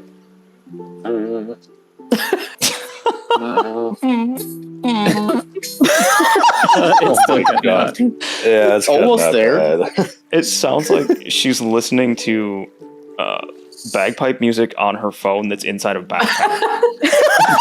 That's pretty good. But yeah, so you start playing your bagpipes, Moist Milk, and the king, King Gullop here, he says, "Oh, this is absolutely wretched. Please, no more." She keeps going.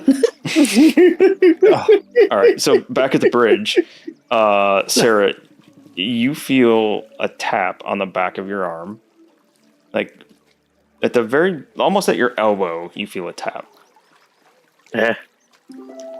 You turn around and see Flappercaw. He's like tapping with the tip of his little claw on your well muscled arm, and if you look at him, he'll point his right claw at his left, and he'll put his arm up in like a flexing pose. But you notice when he tries to flex, it doesn't do anything. Like nothing changes there. You see absolutely no muscle move at all. And he does a little side to side movement, and you can hear the coins jingle in his head, like a little side to side dance. Oh, you want me to flex? She flexes her arm. You just hear, Oh my god, she's so precious. he just like gives a little laugh. Your arms, they're about the size of my whole body. How did you get big arms? Oh, a lot of lifting. I can lift a lot of things. He's like starts looking around on the ground for something, and he just finds a stick, and he's like curling the stick. It doesn't do anything. The stick weighs nothing. But he's like, as he's doing the little curls with it, he keeps looking up at you. Yeah, if you keep doing that, maybe put some rocks on the end of there, you could get some pretty good arms. Wow. Okay. And he starts looking around for rocks that he can somehow put on the stick. That's so cute. Okay. What's happening with the huddle over here, Albie? Okay, so I explained to them saying he wants us to join them to he also says something about delivering something unseen to the lady, who I'm guessing is Bonjour. I kind of do that under hush speak, and but I kind of panic, saying, "I haven't said anything yet because that sounds a little too much like a deal that's too big for just me to even think about making." So I wanted, thank God you guys stepped in, because I was getting an itchy talon for a second. Yeah, they seem kind of like big old butts, don't they? But I think this is I think important. He's like looking around back and forth at the guard. Is secret. He's gonna put a paw on each side of his mouth to try and shield the guards from seeing. And he's gonna quietly say, Find the Baron of Muckstump. The revolution lives. That's what that note said. Secret note. Boy. So there's a revolution. Oh my gosh. So Freddy's never been a part of a revolution before. Freddy's never been outside his hometown before. This is amazing. Now he's plane hopped and he's about to be in a revolution. Yeah. He's friends with a little kid with a gourd on his head. Or a gourd for a head.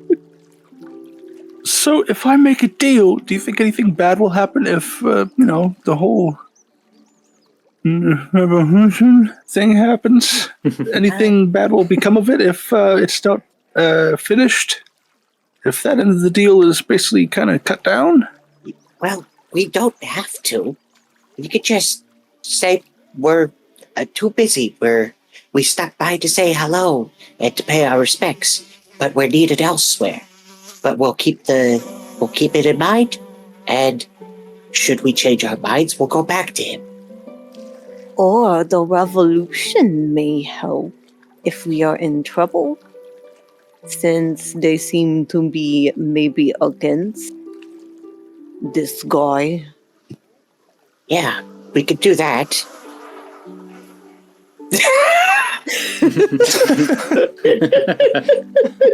That fly is pretty legit. Yeah. Oh, God. It got me. It kind of, from where I was standing, it looked like the royal doofus over there, wanted an answer pretty quickly. So we could say no right now, kind of like a little lie, and then go meet with this resistance person. Right as you say that, Freddy, you hear, guards, please make her stop that wretched sound. Oh, yes, you're very welcome, Your Majesty. Oh, bravo, encore, please, encore. Bravo. That's my cue. Excuse me, pardon me. Okay. Alrighty. After great deliberation, I don't know what the word. You said it right I can't think of it.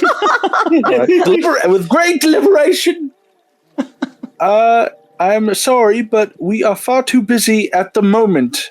But after we get our royal shenanigans and grocery shopping list done, I couldn't think of the damn word. Errands. Why the hell did I say grocery shopping list? No, it's better this way. It's grocery shopping. With our royal shopping list needing to be completed, afterwards we shall stop by and get some froyo on the way. Yes. Oh, I love froyo. Feywild froyo. Feywild froyo. That shit's the best! I don't know why. I just saw that as like one of those places in the shopping mall where it's like the astronaut ice cream. That one stand that's always there, seemingly. All right. Oh gosh, what's the name of those? When you say that you're not going to do it right now, he motions to the guards in the area.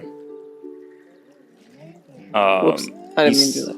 He says, guards, they're of no use to us. See them out.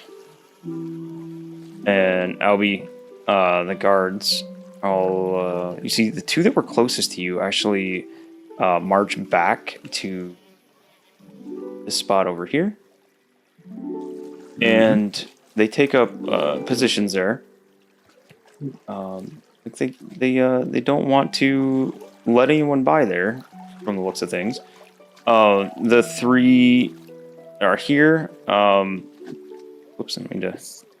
They are not surrounding you, but ready to escort you out the way you came.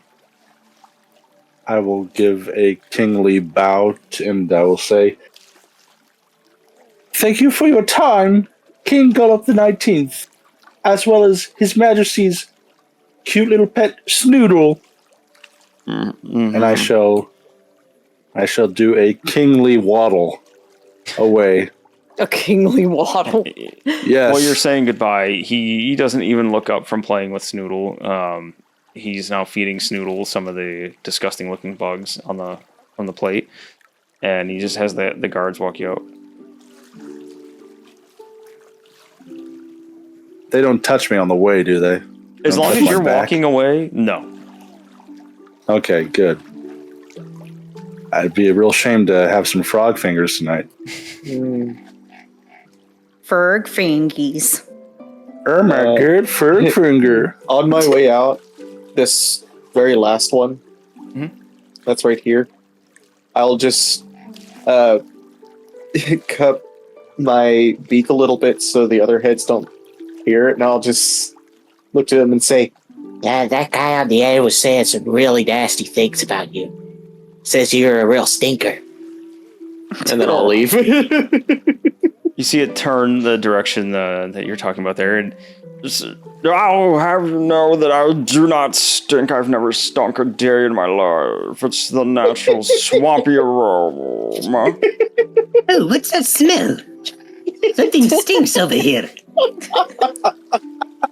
And then the Moist Milk, you see Clapper Claw kind of toddling around behind Sarah.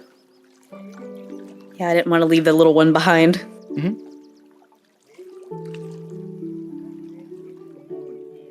Wait, but what do you think he wanted us to give to the swamp lady?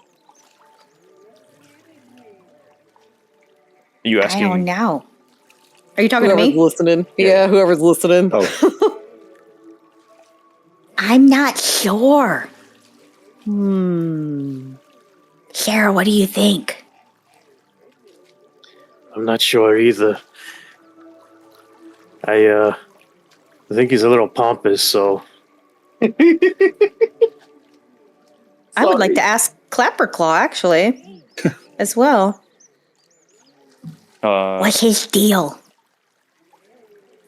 Oh, he's a stuffy old frog. He's Everybody okay? very highly of himself. Right.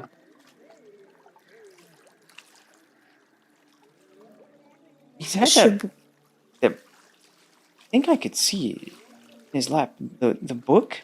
He's had that for a little bit now. Well, not little bit. Of hard remembering times anymore.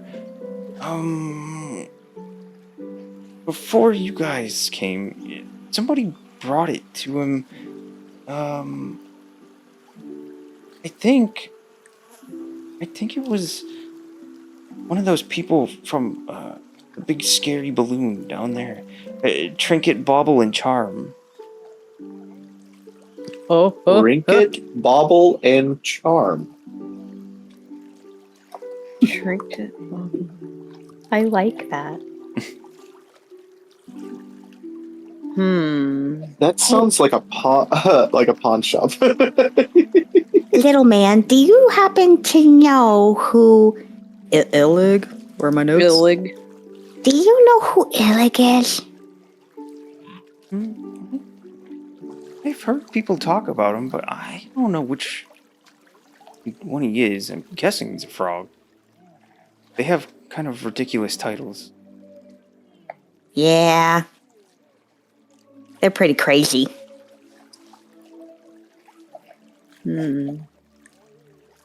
Does anybody know where the swamp? Does anybody know where this swamp lady is? He doesn't really know if the gourd person is talking or not. Yeah, Oh, that's right. Anything. So he's just asking the general, whoever is listening. Oh, she's in downfall. You hear the clapper claws. Yeah, this is downfall. She's here. Oh. He takes a big claw and he points across the swamp, southeast of where you're at, Southeast. to a place down this way. Ah. Did you show that? Yeah. Here. Oops, can't do it that way. Oh, I see. Boom. There we go. I think. Oh my gosh! Yep. I want to know what the swamp lady And is. as your attention Bavlorna. is like pointed down there, when you look, you can see like a large building down that way with a like a curved kind of dome top. It's not the conical top like the balloon shop had. This one's more. It looks like a large hut of some kind. You can. Actually, you probably can't make out much more from where you're at. Just the large kind of dome, like thatched roof from back here. So if we think the swamp lady is Bavlorna, why didn't we help the dude possibly do something to her? Because there's a rebellion. Well, Yeah, okay, revolution. so it seemed like he just wanted something brought to her. It didn't seem like it was anything to overthrow her. So it would be more like doing work for her. Yeah. That's why I was afraid to make a deal. Because then what if we were just like... So I guess that's the Taken thing. We under. don't actually know if it would have been something good or bad for her. We would have had something that she wanted though, and it would have been a good end to go see her. Did she ask for it though, or was he just randomly trying to like gain favor or something from her by doing? You know? I don't think he said. If I can like speak as out of like meta as I can. Yeah, That's what we're It kind doing. of sounded like he was setting us up for a fall as a just in case. Because what if the small thing that was taken from her wasn't, from what I kind of gleaned as we were told, something was taken from her that was small. My first thought was that Talavar? Yeah, that was Talavar. But what if it's actually the book that was taken? And he now has the book, but doesn't know exactly how to like give it back and not get in trouble for it. So he might have been like, because he said he needed it to be discreet. Like we couldn't get caught giving it back. So See, that's what made me think he was actually doing something potentially bad, is because he wanted it to be sneaky. and also as a metagame moment, because it was only Albie that heard it, it was him saying, and please correct me if I'm wrong about this, Andy. Yeah. It was something along the lines of, like, he's in trouble because he let a balloon escape, a bunch of people escape, and things like that, and something was stolen. So now he's, like, thinking his head's on the chopping block kind of thing. Yeah, Maz's lip Maz. reading from when you guys first walked in there. Maz caught the king reading the book and mouthing the words. And it was essentially him. He's in deep shit, is essentially what it is. Now, See, that's what made me think he wanted to give her something potentially bad, because we're secretly giving her something, which means she wouldn't know it was from him.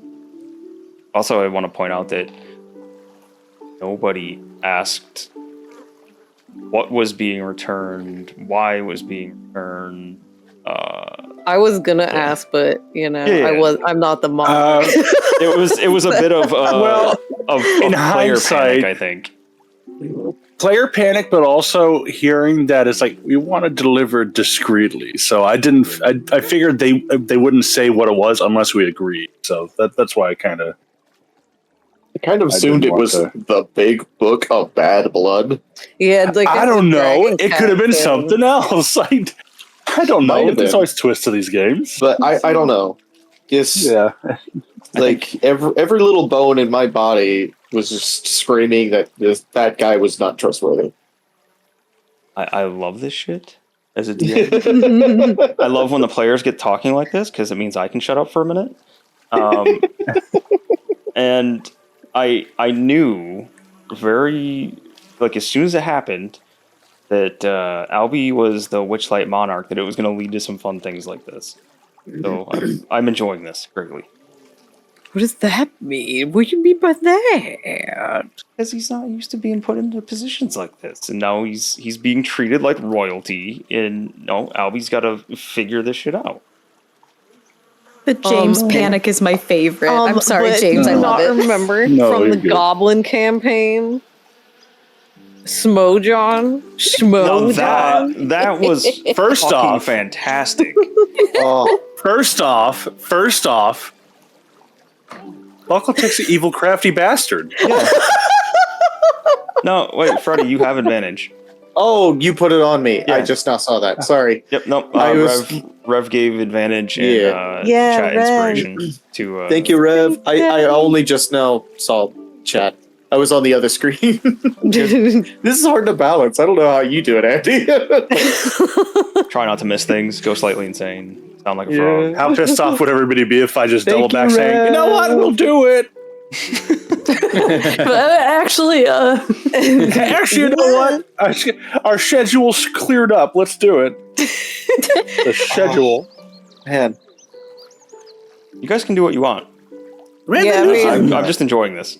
Oh, don't say that out loud. I just was speculating or wondering things out loud. Really. Well, maybe we could go talk to the Revolution and hear their side, see what they're all about, and then make a decision. You could, except nobody knows who that is or where they are. Yeah, we do. It says... Does Clapperjaw know? It says Illig, the Baron of Muckstump. Yeah, you know the name. You have no idea who that is. We can ask where Muckstump. Yeah, we can ask where Muckstump is. And I'm also going to remind you that you'll be asking about a revolution. That could be tricky. Yeah. That's a secret We ask revolution. a little bit differently. Maybe just ask for the person. Don't say why. Yeah. Just be like, we were just hoping to meet so-and-so. Don't say what the business is. We have a friend that in Muckstump wanted us to meet them at Muckstump. Yeah, you don't have to be like, hey, I heard there's a revolution and I'm looking for the person that's leading it because, about the revolution. Yeah, I'm here to overthrow the government. What's up? Yeah. So when do we storm the castle? I want to ask I want to ask about looking through notes. Where are you? I don't know. The imprisoned frog. the Morgort? Morgort? Yes, Morgort. Morgort Knight the of the Knight. Warts? I want to talk to her. I'm interested in speaking to her about things. Possibly she a might part know of the something. revolution. That's what I was thinking too. I mean, I could go running back in there to the king and be like, "Where is she?" Would a Clapper Claw know? Oh, hey, little man. Yeah? Is there a dungeon around here? Not a dungeon, but there's a little cells they keep people at. Yeah. Well, could you show us the way? Show us the way. Sorry. Show us the way. You know the way. I know. You know the way? Gosh, I need to listen to the song again. Yeah. This is. I know where it's at, but I think you guys can go over there. Sorry, but I was listening. It would get you guys in trouble. In trouble for visiting? For questioning a prisoner? Yeah, we're not supposed to go there. And it's on the other side. It's over that way. He points like across the where the gazebo is, and beyond where the two guards are standing over. Shit.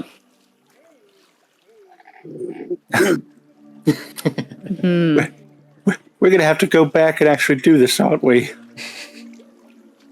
Or we sneak around, maybe. Might be able to sneak around. Somebody say the S word? The S word. Sneak and stab.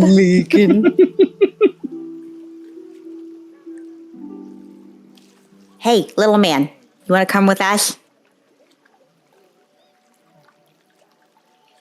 Yeah, if you're gonna help find my head, I'd want to be around. Absolutely. You know, you could sit in the papoose with the tree. And I was gonna say earlier, I so Sarah want can to see just- him in the little papoose. We just have Sarah carrying a papoose with a little scarecrow man in a tree. This entire campaign, the papoose is going to be the most used item, and Yeah, it's going by to just far. like switch. It's going to become a Carry. legendary item. We're going to use it to bind the soul of the Granny Nightshade. It's going to be a sentient, What you got, Lewis? magical item. Can we have a papoose of holding then? A papoose of holding. Yes. Papoose of Yes. I'm making no promises. So not a no. Albert, as you're like flying around over there, like you can see the big balloon that's down there that's being repaired. That's the same one that was being worked on when you guys came in. You do see the giant lily pads. You can't see too terribly far, but you do see these lily pads here are gigantic. I think I saw you land on one. Yeah, I've been landing on them. Yeah. So in here, Albert, you would notice when you land on them, they don't move. Like they're very solid. oh, that's nice. And flying around out here is kind of a dicey proposition because you can't see more than about 20, 30 feet ahead of you. Because of the fog? Yep. Ah. What if I cast Gust? Does it blow any of the fog away?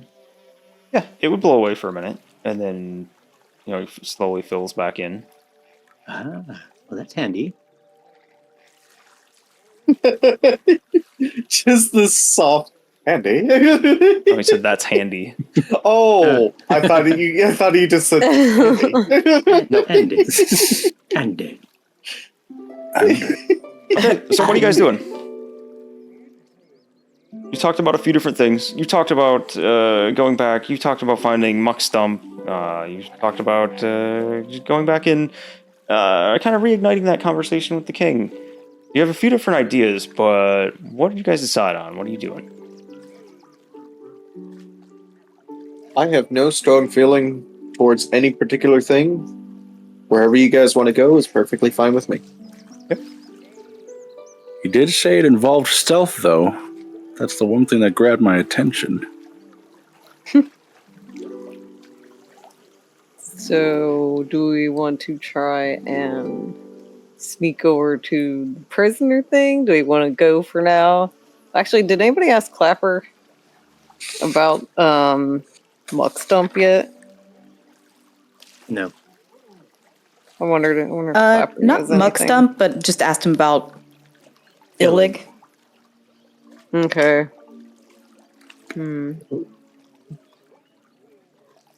What do you want to do, Crissy?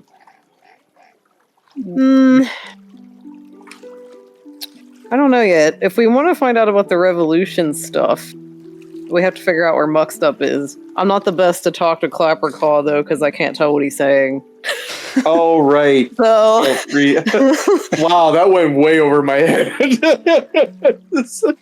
So if someone why? like Can't you hear him? What he says? if someone was to ask maybe someone about Muckstump or him about Muckstump or yeah. I mean, if we can all get off the bridge and kind of like huddle around each other, or I don't feel like those heads are right there, and We're they gonna sit cuddle? right we don't want to talk around the heads for sure. It's like, yes, I want to talk about the revolution. They'd be like, sweet, juicy revolution. They probably would.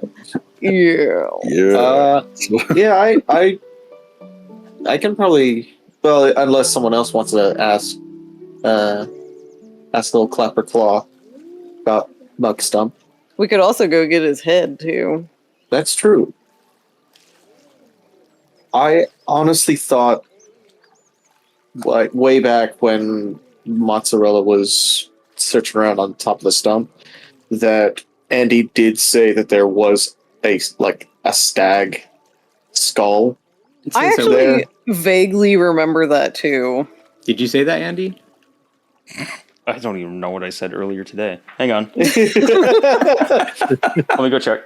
Because if it's not there, I'm pretty sure Bevlorna has it. Because they were supposed to give Bevlorna their best stuff. Yeah. They got, so if it's not back at the stump. All we have to do to help little Clapperclaw is break into a witch's hut.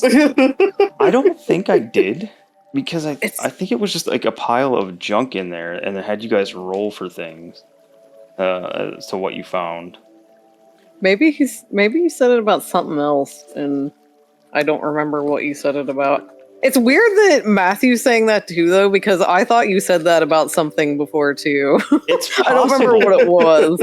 It's possible. It sounds like I'd have to go back and look or listen slightly. to it. Do you think we should just try to find his head, and then as soon as we do that, we come back and be like, we finished our shit. You want to... Yeah, we could. You want to point us in the right way? Yeah, so then technically we didn't lie. So we can make an alliance. We could also ask him more about if he knows anything about Muckstump once we're out of here too. That too. We could ask the Duke too. Yeah, that's a great idea. That's true, yeah. I was trying to get into the building over here to ask him, but I couldn't get in this way. Rev is spending all of his points tonight. Sarah has chat inspiration. Ooh. Lev has advantage. Oh, thank you. Oh, nice. Oh yeah, Andy, does advantage and inspiration carry over for games? Yeah. Or is it... Oh, it does? Okay, then I have both. Yep. Still, so that's good. Yeah, so, I mean, chat's being awesome and hitting you guys up with this stuff, so feel free to use it. Alright, and Albert, you said you were trying to get into the building, but you couldn't? From this side, I couldn't find a way. That would be because there are no doors over there. Yeah, that's what I was thinking. Okay. Yeah. So what's the plan? You're going to go talk to the Duke? That sounds good to me. Is that what everybody's in agreement with doing? Let's go Duke it up. Yeah. Duke, girl. Oh, God. Sorry. Don't do it copyright. No. Sorry. I don't know if it's copyright. There's a good chance. I don't know. I have no... Maybe. I don't know how old that song is. Well, I think it's like after 100, that's when it's like full-fledged on the table. But it's older, but it's not that old. I don't know those rules. I just recently learned of them. These fly sounds, gosh darn it. I know, they're pretty. They are nice sounding. obnoxious. I've got a fan going, so my hair is like always tickling my forehead, and then I hear the fly, and I'm like, oh, no! Oh. All right, so when you guys walk back into the balloon shop here, the Duke is in here. He's working on things. This is Duke Ickrind. He's trying to like straighten everything back up and make sure that well, not make sure, but try to just tidy everything up and make sure things. He hears you come in. He says, Oh, how meeting the king go? Really good. Yeah. Oh, this is very good to hear. Yeah. Hey, do you know where Muck Stump is? I don't know that I've ever heard of that. Oh. Is he telling the truth? Insight. Yeah, I was like, can we all roll insight? All three of you roll insight. Because, if we're asked about somebody that might be part of it, they're like, Oh, that's okay, James. I don't want to hear your excuses. I know what you're all about. It's not excuses, it's logic. It's a difference. Any small reason I have to. Oh shit! Oh, stares into his soul. He looks confused when he says it. Like he's never heard of it. Damn it! Oh, man. Okay. That was worth a shot. Nat 20 down the drain. Damn it, we got nothing. Oh. we ain't got shit. We're screwed. You don't have nothing. You know for sure that he wasn't lying. Okay. This one, you could trust him.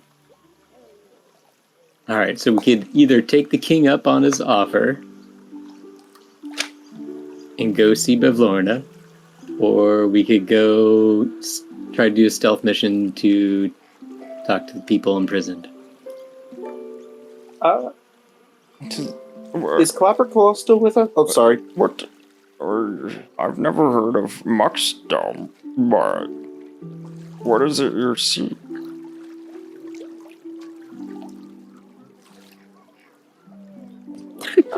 The silence of all of us being scared. We are to meet a certain individual of that way. A baron. Oh, more high title. And which baron might this be? Oh my. What was the name again? Oh, I'm seeking Baron Ribble. Maybe Baron Grumple? Are you looking for Baron Ogluth? That isn't Illig. This place ain't real.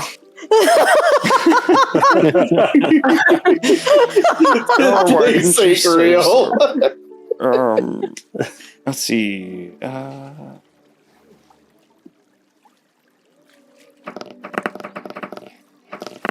Let's see. Well, I know Baron Illig. It's been a while since I've talked to him. Actually, haven't heard much about him lately. He must be inconsequential these days. But I'd assume he's in the Sinking Palace. The Sinking Palace. Oh, where is that? God, everything sounds cool here. It's to the east, to the far side. Oh, I love those comics. Palace to the east.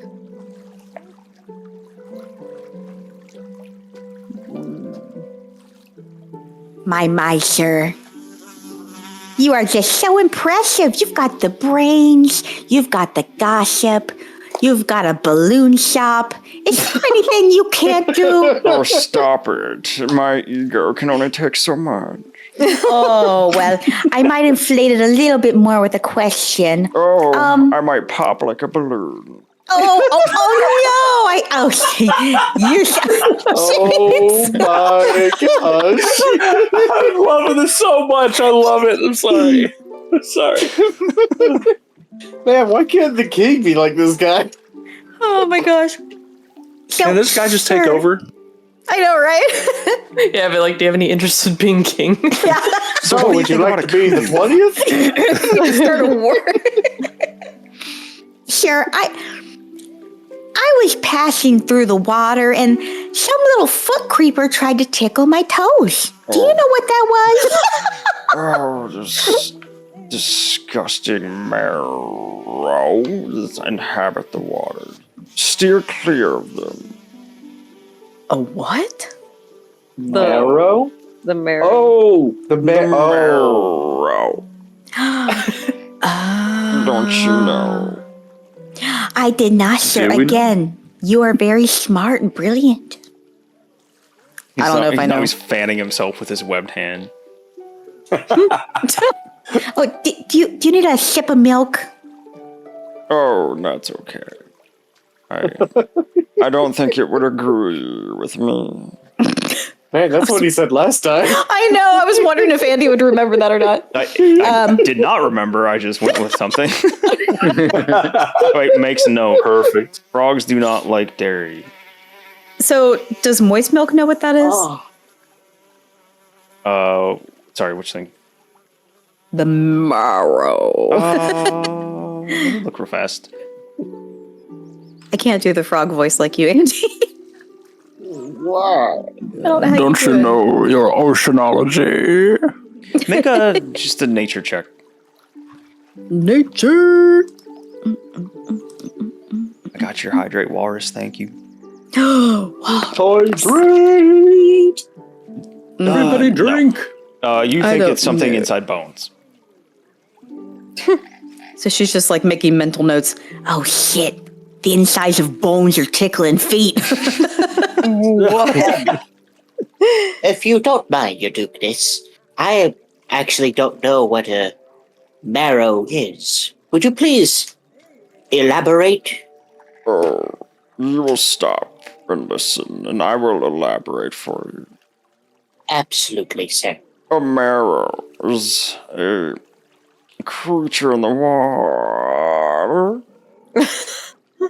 They're merfolk, but they have a nasty, nasty side to them.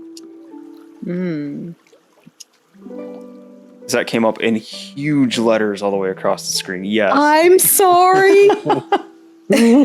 Just nipples blasted on screen. Sorry. I'm sorry. Yes, Melissa's other character, a goblin, ripped the nipples off of a marrow and kept them and gave one to her sister as friendship They have nipples. friendship sister That was nipples. some pre-game stuff. Yep. Or, Yeah, that pre-stream was stuff. early on. Pre-recording. Yeah. But they still have them in that campaign. Nothing like I almost friendship died in nipples. that fight.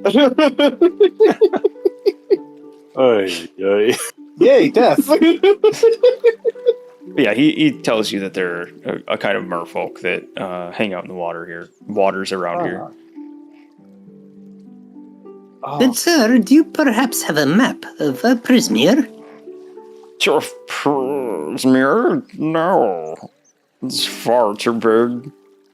And Of the regions? besides, we can only travel in hither. Then do you have a map of hither, then? Not me personally, but there are others that do. Andy, does the map, the schematic map that I copied, is that pretty much It shows a map you of- where Downfall is, Mhm. but that's about it. Okay. But we know the direction of where we're going, right? To the sinking palace.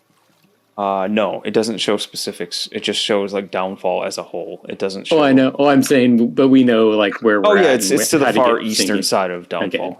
Okay, so we don't need a map. That's what I was just checking on. Okay. So you know there's nasty things in the water. You know that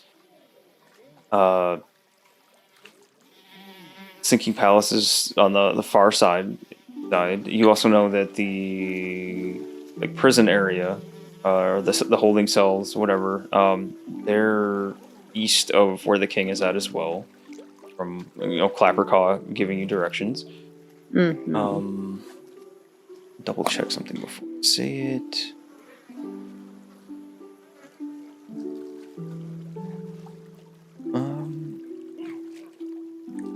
Yeah, so it looks like there's been like one continuous path so far. Like you guys could see past the king, like where the king was at, there was another like strip of land that was heading east. Other than that, it's a whole lot of swamp here. And unlike where you guys were at, before you passed Brigand's Tollway, this is like deep water here. Like this is a lake in the middle. There's the swampy stuff is all to the outside, but there's a lake in the middle here. This is deep, gross, murky water. The appropriately titled Murky Lake. Maybe go back to our skiff. Yeah, to the skiff. Let's go. If you will excuse us, your Master Dukeness.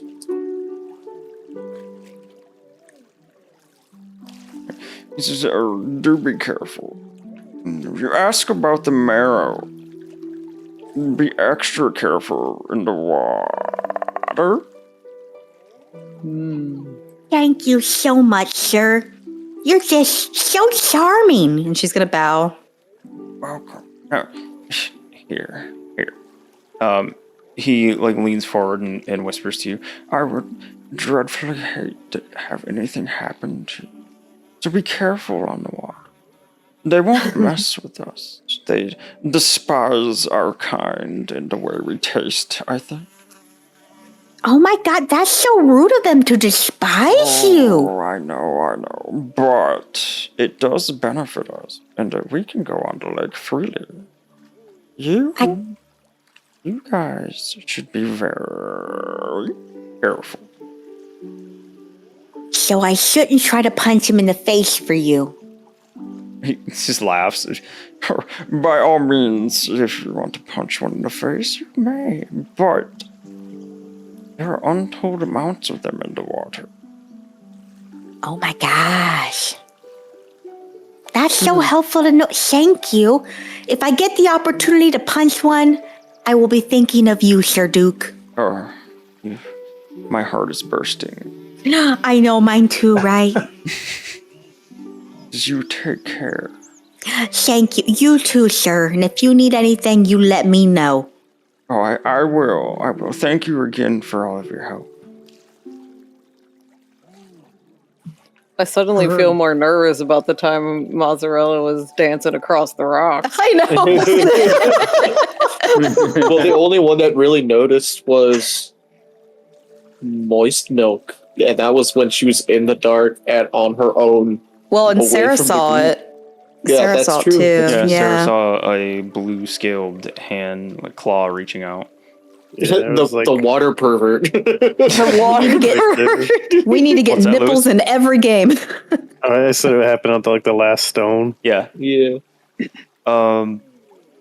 Everybody walks up to the water, maybe a little more like cautious and a little less like carefree. Albert, over on that lily pad, make a perception check at disadvantage. All right. I love disadvantage.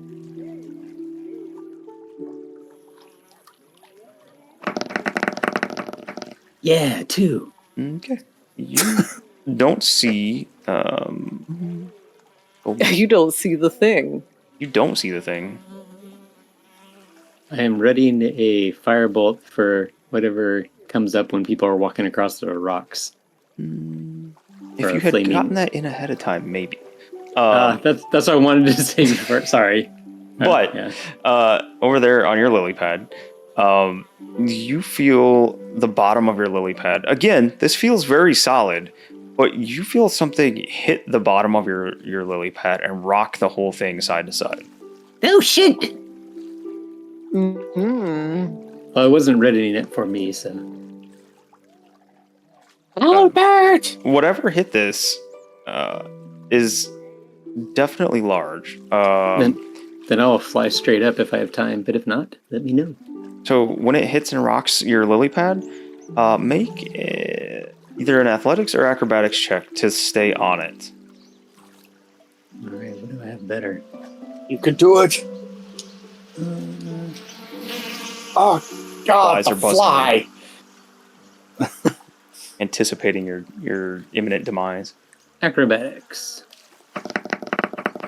Yay! Okay. Yeah. You're able to, kind of surf along on it and pop up into the air real fast, and you feel something slam down like into the lily pad where you were sitting. You see again the blue scaled claw just tear gouges out of the top of this lily pad before sinking down into the water. And being up above it, looking straight down, you see a large, dark form swim away before it fades down. Oh, crap. I'll just scream out, Mr. Oh. Monroe! That hits all of my philosophophobia. Oh. And now already, I'll be like, I think 10 feet above the water. Okay. And then I'll swallow one of the mice off my bandolier and get it ready to hawk a flaming mouse loogie at anything that pops up. So you're just hanging out over the water there? Yeah, I'll fly at 15 feet because I don't think they could probably jump out that high. Okay. So I'll change my height. They free willy jump out and get you. Yeah. I was just picturing like great white shark moment. They jump out of the water to snatch the seagull.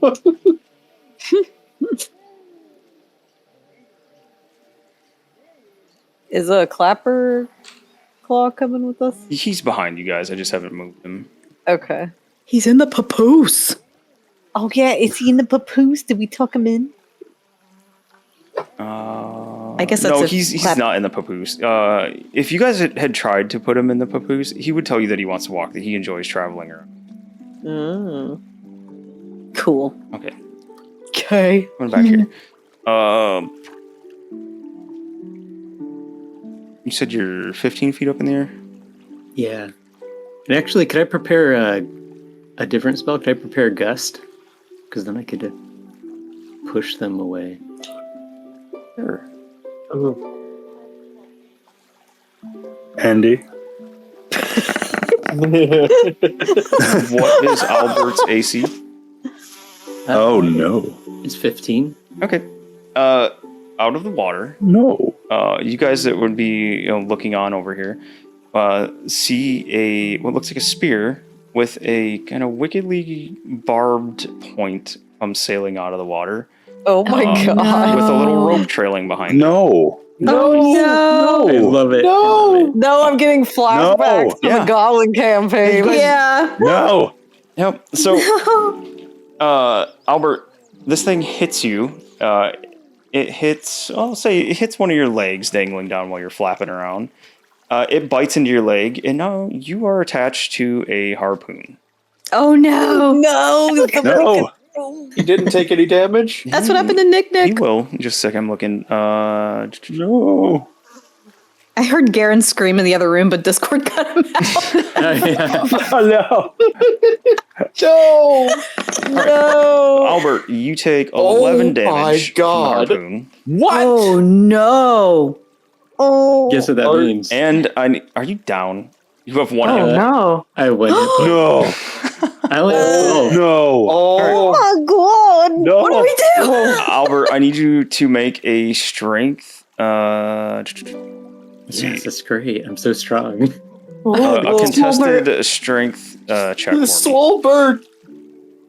You have my advantage and inspiration. You just you Oh, I can Rev's do in advantage. panic mode. Oh, yeah, I do have advantage. I'll do it.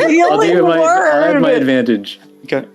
All right, so you have advantage. You are also being healed. Your strength check is a 10. Rev. I don't have any Okay. modifiers to it, Our savior. and I can add my advantage to it, right? Inspiration. Yep. Inspiration. So what's the inspiration? This is a D6. D6. Go ahead and roll that. 6, 6, 6, 6, 6. 1. Ah. 11. All right, go ahead and roll your healing.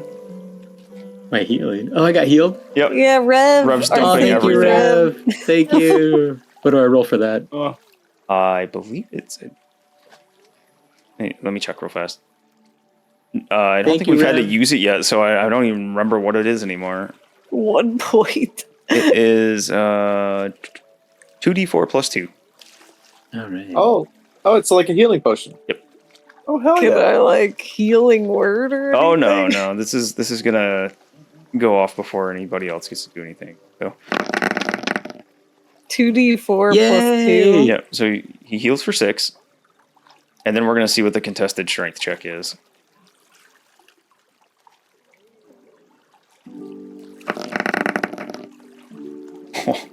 All right.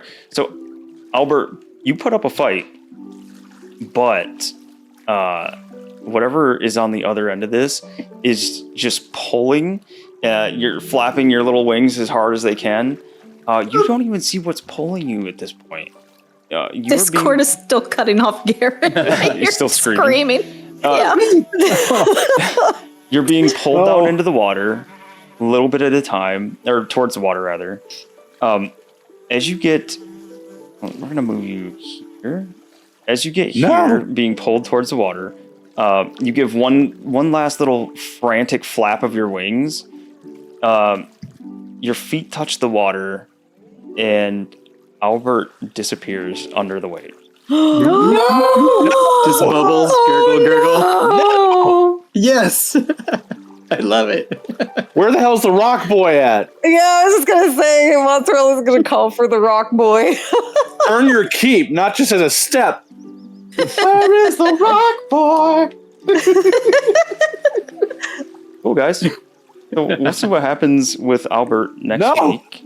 Oh my god! Rev also gave Albie inspiration if he doesn't have it already. Okay, Albie, you can add inspiration. Oh, thank you. Rev. And yeah, so Albert is underwater. I'm going to make you not invisible anymore because I'll forget that you're invisible, and I'm gonna leave you right there. Your feet, or I should put you -6 for your. Oh, my height. Oh shit! You can't do negatives. Oh yeah, and there's you guys just see blood splattered on that lily pad. There we go. 6 feet under. 6 feet under. Mm-hmm. No. Really? This escalated so quickly. You had every chance to continue on the paths, and Albert kept screwing around on the lily pads after being told that there were things underwater. I wasn't told. I flew away after you talked about it. I didn't know what they are. Well, yeah, you guys get reintroduced to Marrows. It's fun times. It's fun times. I don't think I like Downfall anymore. Yeah.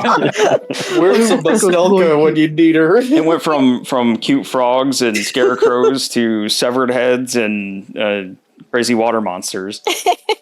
Real quick, like. I'm gonna flood the place. I'm just gonna start dumping that water everywhere. Yes, do this, Lev, please. I feel like it was like give them more water to get us in. I'm trying to burn the lake down. I like that Lev would just panic and immediately flood the entire area. Yeah, I'm just gonna make it everybody's problem then. It's the dog's problem too. We all drowned. Oh gosh, Just completely adventure over. Completely floods King Gollop's little gazebo area. Maybe the hags will drown too. Okay. Guys, thanks for playing. That was fun. Hopefully that's not the end of Albert. Thank you, Andy. Thank you, Rev. You saved my life. Chat. Oh, thank you. Chat, thanks Voice for hanging notes. out and watching this. I saw something with your token. What? No. I'm onto you this time. No. Matthew. Matthew, do not have to do that. But thank you, sir. I always appreciate it. You never have to do that. Matthew. I was actually. Hey, Andy. No. Oh, no. Yes. God damn it. Thank you, James. The revolution has begun. James, the revelation. Daniel, thank you for hanging out. Always happy to have you, and appreciate you stopping in and hanging out with us. What is tonight? Tonight's Wednesday. Tomorrow, we'll be back, or I'll be back with Rev, Lewis here, and Jay-Z playing or continuing on our Baldur's Gate adventure. Joe, thank you for the gift sub. Oh, Joe. Daniel. Appreciate it. That's so nice of you guys. yeah, we'll be back here tomorrow for some Baldur's Gate. We're trying to save a goblin friend. We're really trying. I don't know if it'll happen because it's Baldur's Gate and all kinds of things happen that you don't expect in that game. Which, Beanie, how goes your adventure? It's pure chaos right now. Peak D&D. Rev, yes, we are trying. We are trying to save Zaza, I think is her name. The punk rock goblin. Aww. How are you guys liking it? I love that game. We are not very far in it at all. I mean, I'm not. I absolutely love it, and I'm having a blast with it, and it's gorgeous. That game is fantastic looking. Rebel Blessings from above? and give blessings from above. It heals the whole party. Oh, Rev. There's only one person that needs it, but he kind of needs it in a bad way. Can we do that real quick? Yeah, we can do that before we wrap up here. Or can we save it for the next game? No, And you can roll it right now. This one is 4d6 plus 4 to everyone. Wow. Wow. Thank you so much. That is so good. So Rebel. go ahead and roll that, Albert. We'll do that before we head out. 46 plus 6? Plus 4. Plus 4. Thing to remember with the healing potions, however many dice you roll, that's the plus you get as well. 2d4 plus 2, 4d4 plus 4. Oh. Wait, D4s? Or 2d6? 2d4 plus 2. I'm dumb. Yeah. Don't listen you're not to me. dumb. But I'm the first incredibly healing thing dumb. was the d4. All right, so Albert, I think, is at full health. Yeah. As he disappears underwater, there's like a shining light that comes down from the skies. Rebel flies by and drops a load of healing on him. Rebel flies by. He's an aviator, right? That's fitting. Thank you. All right, so now he can drown with full health at least. Yeah. Oh. It only Choked on take my one water. round. I was mid-drink when you said that. I was choked. But yeah, we're back tomorrow in Baldur's Gate. Then Saturday is map making.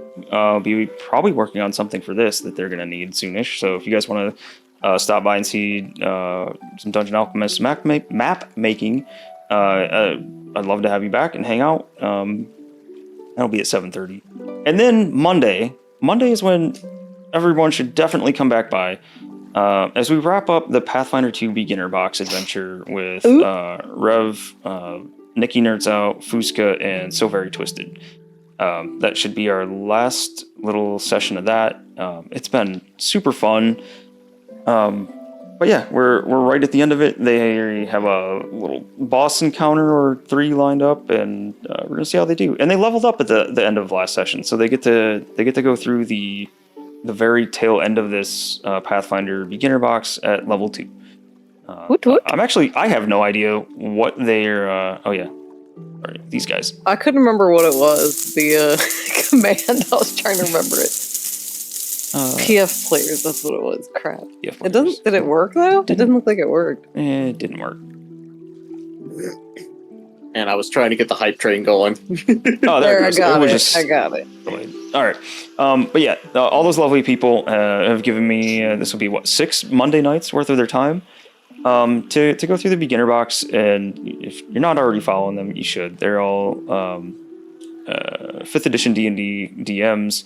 They all do D&D stuff on their channels. I know Twisted at the moment is very much into Mech Warrior Online. So if you like big mechs and like online battles, he's honestly the most like wholesome online gamer I think I've ever heard or seen. Precious. Yeah, there's no toxicity, and he gets people joining up to play with him just because he's being nice. And it's just freaking fantastic to see. And I don't remember the last time I've seen that. So go check out Twisted. Go give them all a follow, and then come back and watch us on Monday night at 7 p.m. Eastern. And all that out of the way, I'm going to do one more little shout out to the person we're about to raid, 3ddice.com. Yes! Our 3D Dice app on here. Their website is 3ddice.com. If you liked all the dice that you've been seeing on screen, we've been using the 3D dice module for Foundry. You can go on their site and customize the ever-loving crap out of your dice, like Moist Milk's hair dice, the dice that Albert's using. You guys made those, right? You put in your own images and stuff. Yeah, I made that one. Oh yeah. You can upload your own artwork, pictures, whatever, and customize the crap out of your dice. And I am so grateful. I was able to make disgusting dice for my disgusting characters, and it was so easy. Yeah. They're really, really great. I really like them. Celeste is an awesome dev. She helped me out with some of the problems I had. That was me setting things up and then not having them done it right. And then Garen broke everything with his first set of dice. He broke the entire app. He even crashed it for her. So that was a pretty good accomplishment, Garen. Yeah. He managed to find a bug that broke everything, but it's fixed now.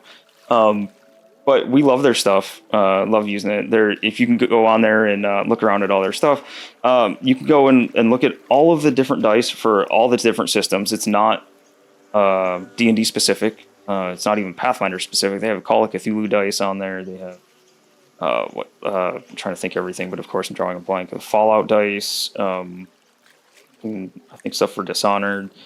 All the different game systems are on there. They support pretty much everything, and if you want to make your own, go on and do that. I mean, they have bump maps, spec maps. You can go into a crazy amount of detail on there if you know what you're doing. Or you can just look at what everybody else has done and add it to your digital dice box. It doesn't cost anything. We are not sponsored by them. It's just super cool. And if you require meat dice, you can use mine. Yeah, you can go find the meat dice that she made. And it's actually DDD or dddice.com. dddice.com. Yep. Yeah. And then for the tokens we used tonight, David North illustrations tokens, all of those, the Bullywug tokens that we used. Again, not sponsored, just love his work. So I'm going to promote amazing. I'm going to promote stuff that we use and we like. So yeah. Want some dirty dice? We have them. The Malmus, well, that's the wrong one. That was not the right one. This one. You see little Malmus over there? Yeah, Malmus. But you can do a lot more with them than I did. I just I don't know what I'm doing with graphics that much. So this is what you got for now. I'll get a better looking Dirty Rollers die later. But I've talked for way too long. This was supposed to be an outro. We're rating them. That was a long way of saying we're rating them. Yay! They are running a game. Dirty Raid! Which something. Which mountain? I can't remember the name of it at the moment. They're running our friend Grimquest, Grimbeard, Rebel Aviator, and 10 Rabid Bears through this game over there. So pop in, say hi, tell them you love the dice, give them a follow so you can keep up to date on any of the updates, which are always updating and stuff. And enjoy the game they're putting on, because I watched a bit of it last night. It was really damn good. It's an interesting system. It's called the Mountain Witch, by the way. I looked it up real quick. The Mountain Witch. I had a little bit back. The Mountain Witch. That's what they're playing. Yeah. Thanks for hanging out, everybody. Thanks for staying for my super long-winded outro. And you guys have a good night, and we'll see you Saturday. Adios, everybody. Thank you, Bye. everybody. Goodbye! Thank you all! Goodbye and farewell!